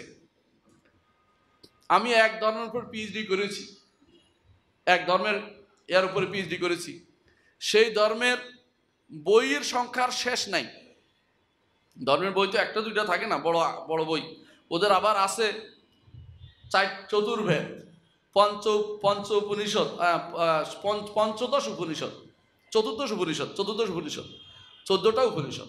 আবার আছে অষ্টাদশ পুরাণ, 18টা পুরাণ। সবগুলি পড়ে আমি বুঝছি মনে যা চায় তা লেখা হয়ে গেছে, কোনো সমস্যা নেই। আপনি বসে একটা লেখেও যদি জমা দিতে পারেন সেটাও একটা হবে, কোনো সমস্যা নেই। এই জন্য বলে যত মত তত পথে। কিন্তু এই কারণে প্রবৃত্তির অনুসরণ ছাড়া আর কিছুই নয়। অথচ আপনি সেটা দেখার জন্য কয়দিন পরে দৌড়াবেন, পালাবেন এবং তাদের কাছে বসে আনন্দ উৎসব করবেন। আপনি ঈমান থেকে দূরে সরে যাবেন এর মাধ্যমে, কখনো সে ঈমানদার করতে পারে না। আল্লাহ তাআলা কোরআনে কারীমে বলেছেন ওয়া ইন্না কাসীরান লা ইউদিল্লুনা বিআহওয়াইহিম বিগাইরি ইলম, অধিকাংশই না জেনে আল্লাহর পথ থেকে মানুষকে বিভ্রান্ত করছে, কারণ প্রবৃত্তি তাদেরকে বিভ্রান্ত করে দিচ্ছে। তৃতীয় যেটা হচ্ছে যে বিপদে আপনি পড়বেন, যেই কারণে প্রবৃত্তির অনুসরণ আপনার জন্য ক্ষতিগ্রস্ত হবে, তা হচ্ছে যে কেউ প্রবৃত্তির অনুসরণ করবে তাকে যত নসিহতে করুন কাজ দিবে না। কারণ সে মনে করবে যে তার ভিতরে আজ ঢুকছে না, কারণ উল্টে গেছে। রাসূলুল্লাহ সাল্লাল্লাহু আলাইহি ওয়াসাল্লাম বলেছেন ফিতনা একটা একটা করে মানুষের অন্তরে যোগ হতে থাকে। কিরকম জানেন? বলছে একটি কাপের মধ্যে পানি রাখলে খাইতে পারবেন, তাই না? পানিটা উল্টে রাখলে এরপরে যত পানি ডালেন খেতে পারবেন। এটা উল্টে রাখলে কাপটা যদি উল্টে রাখেন, একটা গ্লাস উল্টে রাখেন, এরপরে পানি ডালছেন, কি হবে? কোনোদিন আর খেতে পারবেন না। রাসূলুল্লাহ সাল্লাল্লাহু আলাইহি ওয়াসাল্লাম সেই উদাহরণ দিয়েছেন।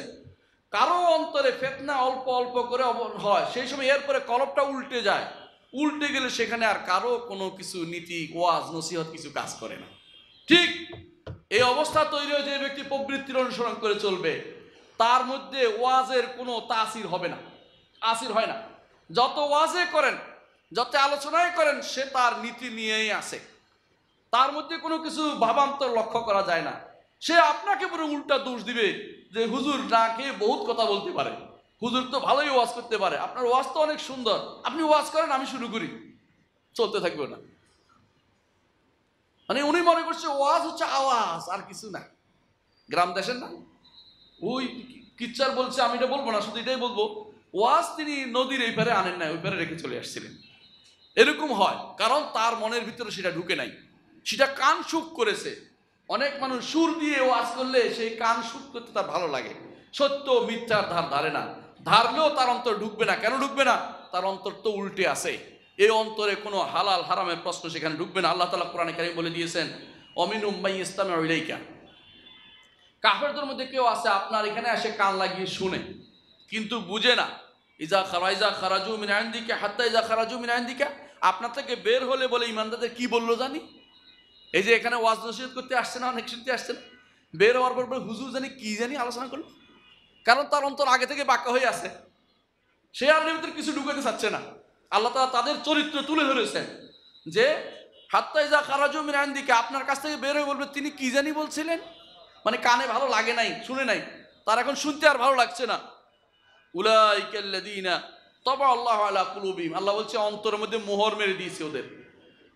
ওয়াত্তাবাউ আহওয়াআহুম, তারা প্রবৃত্তির অনুসরণকারী, তারা হাওয়ার অনুসরণকারী। সুতরাং তাদের মধ্যে আর তাদের মধ্যে আল্লাহর কোরআনও কাজ করবে না, নসিহত কাজ করবে না, ওয়াজ কাজ করবে না, তারা এই ওয়াজের বাইরে চলে যাবে, তারা এইভাবে তারা চলে যায় দূরে। কোরআনে কারীমে আল্লাহ তাআলা আরো বলেছেন ফাইল্লাম ইস্তাজিবু লাকা, হে নবী ফাইলাম ইস্তাজিবু লাকা, যদি কাফেররা আপনার আহ্বানে সাড়া না দেয় তাহলে কি জন্য সাড়া দিবে না? বলছে ফাইলাম আন্নামা ইয়াত্তাবিউনা হাওয়াহুম, তাহলে জেনে নিন আপনি হে নবী যে এরা তাদের প্রবৃত্তির অনুসারী, সেজন্য আপনার ডাকে সাড়া দেয় না। প্রবৃত্তির অনুসারী হলে রাসূলুল্লাহ সাল্লাল্লাহু আলাইহি ওয়াসাল্লামের সুন্নাতের প্রতি আপনার আহ্বান জানলে আপনি শুনবেন না। আপনি কি বলবেন জানেন? আমার হুজুর কি কম বুঝছে? আমরা কি কম আলেম নাকি? আমি কম পড়ছি নাকি? আমি অমুক তমুক এই ডিগ্রি অধিকারী, আমি এটা করেছি ওইটা করেছি।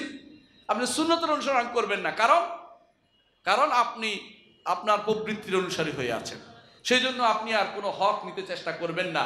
যতই আপনার কাছে রসুলের বাণী দেয়া হোক, আল্লাহর বাণী বলা হোক, আপনার কাছে মনে হবে যে আমাকে ইচ্ছা করে অপমান করা হচ্ছে, আমাকে ইচ্ছা করে কথা বলা হচ্ছে, ইনসাল্ট করা হচ্ছে। সে তার ইনসাল্ট মনে হবে, অথচ সে ফিরে আসতে চাইবে না। তাকে যদি বলা হয় আল্লাহ তাকে অবলম্বন করা বললে সে বলবে যে আমার একটা অপমান করা হয়েছে, আমি এই তাকওয়ার কথা বলা হচ্ছে, আমি কি সে কি মুত্তাকি হয়ে গেছে নাকি? সে আবার তাকওয়াবান হয়ে গেছে। কত রকমের কথা যে বলবে তার হিসাব নেই। কেন? কারণ তার অন্তরে প্রবৃত্তি আছে, প্রবৃত্তি তাকে খারাপ পথে পরিচালিত করছে।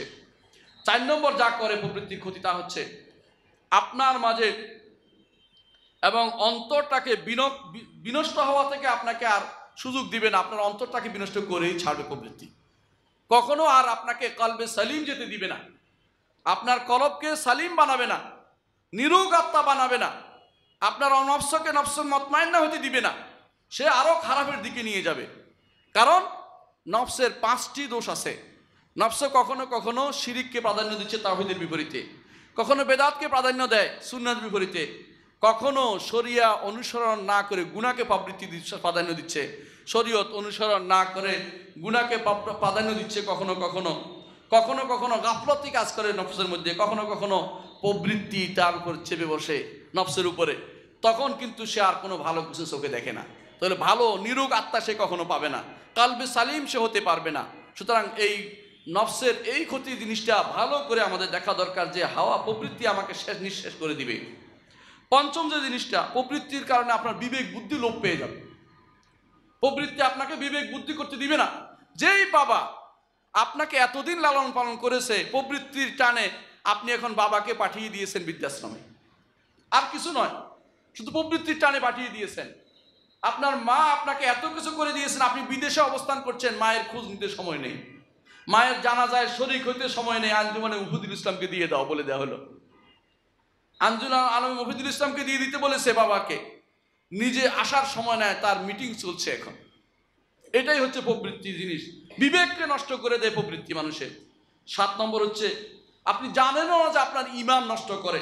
6 নম্বর যে ক্ষতি আপনার হবে তা হচ্ছে আপনি জানবেন না যে কখন আপনার ঈমান চলে গেছে, আপনার জীবনের বড় সম্পদ আপনি হারিয়ে ফেলেছেন।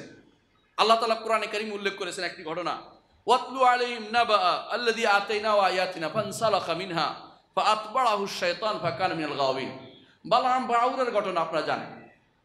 তাকে আল্লাহ তাআলা অনেক কিছু দিয়েছিল, কিন্তু সব সে হারিয়েছে প্রবৃত্তির অনুসরণ করার কারণে। এই ইতিহাস করে আমি গল্প করতে চাই না, শুধু ইতিহাস তুলে ধরতে চাচ্ছি। যখন মানুষ প্রবৃত্তির অনুসারী হয় তখন ঈমান নামক সম্পদটা সে হারিয়ে ফেলে, এবং সে তখন আল্লাহ তাআলা বলেই দিয়েছেন কেন এটা করেছে। আল্লাহ তাআলা বলছেন ওয়ালাকিন্নাহু আখলাদা ইলাল আরদে, জমিনকে স্থায়ীভাবে আঁকড়ে ধরেছে, জমিনের অনুসারী হতে চায় সে। ওয়াত্তাবা হাওয়া, প্রবৃত্তির অনুসরণ করেছে। তারপর আল্লাহ তাআলা তার উদাহরণ দিলেন কামা ফামাসালু কামাসালিল কালবি ইন তাহমিল আলাইহি ইয়ালহাস আও তাতরুকু ইয়ালহাস। বলছে প্রবৃত্তির অনুসারী হওয়ার পরে তার উদাহরণ হচ্ছে কুকুরের মতো। কুকুরের উপরে যদি কোনো বোঝা চাপিয়ে দেওয়া হয় সে হাঁপাতে থাকবে, চিপে বের করে, আর যে বোঝা না চাপাইলেও সে হাঁপাতে থাকবে। এই ব্যক্তি প্রবৃত্তির অনুসরণ করার কারণে দুনিয়া পাইলেও সে হাঁপাবে, না পাইলেও সে হাঁপাবে, অর্থাৎ তার কোনো মুক্তি নেই। হাঁপানো ছাড়া খারাপ অবস্থা, তার কোনো ভালো অবস্থানে যেতে পারবে না। আপনি দেখুন যারা ঈমান নিয়ে থাকে তাদের মধ্যে ঈমানের আলো আছেই, আর যে ঈমানের আলো নয় তাদেরকে দেখতে কুৎসিত মনে হয়। তারা ঘুম থেকে উঠে 8টা বাজে চোখ ঢালতে থাকবে আর বলবে এক কাপ চা তার জন্য বসে আছে, সেইটা মনে করতেছে 1 কাপ চা খাবে 8টা বাজে উঠে। তার মধ্যে কোনো ঈমানি কোনো চেতনা নেই, তার মধ্যে ঈমানের কোনো আলো নেই। কেন থাকবে না? কারণ ঈমান তো চলে গেছে, তো কোনো তার প্রবৃত্তির অনুসরণ করে 8টা পর্যন্ত ঘুমিয়ে গেছে, ফজরের সালাতে উঠে নেই। যারা এরকম প্রবৃত্তির অনুসরণ করবে তার ঈমান ধীরে ধীরে চলে যাবে, দুনিয়াকে সে প্রাধান্য দিয়ে বসেছে। 10 নম্বর হচ্ছে যত বেদাত হয় মানুষের ভিতরে দেখবেন, নতুন বেদাত চালু করবে, সেটা সবগুলি এই প্রবৃত্তি চালনার কারণে করেছে। যদি আল্লাহ রসুলকে অনুসরণ করত, সেখানে বেদাত হতো না, সেখানে প্রবৃত্তির অনুসরণ করা হতো না, শরীয়তকে অনুসরণ করা হতো। আল্লাহ রসুলকে অনুসরণ করলে সুন্নাহকে অনুসরণ করা হতো। আল্লাহ রসুলকে অনুসরণ করলে সেটা হয়তো জান্নাতে যাওয়ার পথ, আর বেদাতকে অনুসরণ করলে জাহান্নামে যাওয়ার পথ তৈরি হয়ে যাবে। 11 নম্বর যে সমস্যা, সেটা হচ্ছে প্রবৃত্তি অনুসরণের কারণ হচ্ছে যে প্রবৃত্তি অনুসরণ করলে আল্লাহ তাআলা দুনিয়াতে তাকে সংকীর্ণ জীবন দিবেন, মানুষটাকে কখনো ভালোবাসবে না, মানুষ তার ঘৃণাই করবে, শত্রুতা পোষণ করবে। 12 নম্বর হচ্ছে যে দুনিয়ার বুকে শত্রুকে সে প্রাধান্য দিচ্ছে নিজের উপরে, শয়তানকে নিজের উপরে দিয়ে দিল সে। তারপরে মানুষ তাকে নিন্দা করবে, মানুষ তাকে অপমানিত করবে, এমনকি প্রবৃত্তির অনুসরণকারী তাকে সে এমন এক নিজে ধ্বংস ডেকে আনছে, যেই ধ্বংসের কথা সে নিজে চিন্তাও করে নাই। আর প্রবৃত্তি অনুসরণকারী আরেকটি সমস্যা হচ্ছে সে তৌফিক পাবে না, হেদায়েতের তৌফিক সে পাবে না। কারণ আল্লাহ তাআলা কোরআনে কারীম বলেছেন যে আফরাআইতা মান ইত্তাখাযা ইলাহু হাওয়াহু, আপনি কি তাকে দেখেছেন যে ব্যক্তি প্রবৃত্তিকে তার ইলা বানিয়ে নিয়েছে, হাওয়াকে ইলা বানিয়ে নিয়েছে। আদাল্লাহুল্লাহ আলা ইলমিন, জ্ঞান থাকার পরেও সে পথভ্রষ্ট। যারা প্রবৃত্তির অনুসরণ করে তারা একেবারে, আমি বলি না তার জ্ঞান নাই, জ্ঞান আছে, তার বড় বড় ডিগ্রিধারী, বড় বড় চাকরিধারী, বড় বড় ওজিফা, এই তার বড় বড় খেতাব তার আছে, কিন্তু আল্লাহ তাআলা বলছেন খাতামা আলা সামরিহি ওয়া কলবিহি, আল্লাহ তাআলা বলছেন তার অন্তরের উপরে, কলবের উপরে এবং তার সবলেন্দ্রের উপরে আমি খতম মেরে দিয়েছি, হ্যাঁ, তার মোহর মেরে দিয়েছি। ওয়াজআলা আলা বাসারি গিশাওয়া, তার চোখের সামনে আমি একটি পর্দা দিয়ে দিয়েছি। সে কখনো ফামান ইয়াহদি মিন বাদিল্লাহ, কে তাকে হেদায়েত দিবে আল্লাহ না দিলে? প্রবৃত্তির অনুসারী এই জন্য হেদায়েত প্রাপ্ত হয় না, যতক্ষণ পর্যন্ত প্রবৃত্তির বিরুদ্ধে সে না চলে। আল্লাহ তাআলা বলছেন আফালা তাযাক্কারুন, একটু তোমরা এর থেকে শিক্ষা নিবে না? 10 নম্বর হচ্ছে প্রবৃত্তির অনুসরণকারীর কাছে গুনাহ কিছুই না, গুনাহ কিছুই না। 10 বা 11 নম্বর যেটা হোক, রাসূলুল্লাহ সাল্লাল্লাহু আলাইহি ওয়াসাল্লাম বলেছেন একজন মানুষ যখন, ইমানদার যখন গুনাহ করে, তার কাছে এই গুনাহটা মনে হয় পাহাড় সম, যে পাহাড় পড়বে, আমি শেষ হয়ে যাবো, হায় রে কি হলো রে। কিন্তু একজন পাশের যখন গুনাহ করে, তখন তার কাছে মনে হয় এটা মাছির দানা, মাছি বসছে নাকের উপরে, সে হাত দিয়ে তাড়িয়ে দেওয়ার মতো অবস্থা হয় তার। আপনারা দেখেছেন এটা, যে গুনাহ করে সে গুনার ব্যাপারে কোনো পরোয়াই করে না, সালাত পড়ে না, বছরের পর বছর ধরে তার কোনো চিন্তাও নাই। ইমানদার কিন্তু একটি সালাত ছুটে গেলে, জামাত ছুটে গেলে তার পাগল পড়া অবস্থা হয়। কেন? এটাই হচ্ছে প্রবৃত্তির অনুসারী আসলে তৌফিক হয় না, তওবার তৌফিক তার হয় না। প্রবৃত্তির বিরোধিতা আমাদের করতে হবে। প্রবৃত্তির বিরোধিতা করলে কি পাবেন? প্রথমত জান্নাত পাবেন। দ্বিতীয়ত ওমর ইবনে আব্দুল আজিজ বলেছেন সবচেয়ে উত্তম জিহাদ হচ্ছে প্রবৃত্তির বিরোধিতা করে যে জিহাদটা হয় সেটা। প্রবৃত্তি অন্যায় পথে পরিচালিত করতেছে, আপনি তার সাথে সারা জীবন একটা যুদ্ধের মধ্যে লেগে থাকবেন, একটা যুদ্ধের মধ্যে আপনি লেগে থাকবেন যে আমি অন্যায় পথে যাব না, আমি শরীয়তকে প্রাধান্য দিব, তোমার পথে চলবো না। 3 নম্বর হচ্ছে প্রবৃত্তির অনুসরণ না করলে হাসরের মাঠে আরশের নিচে ছায়া পাবেন, আরশের নিচে ছায়া পাবেন।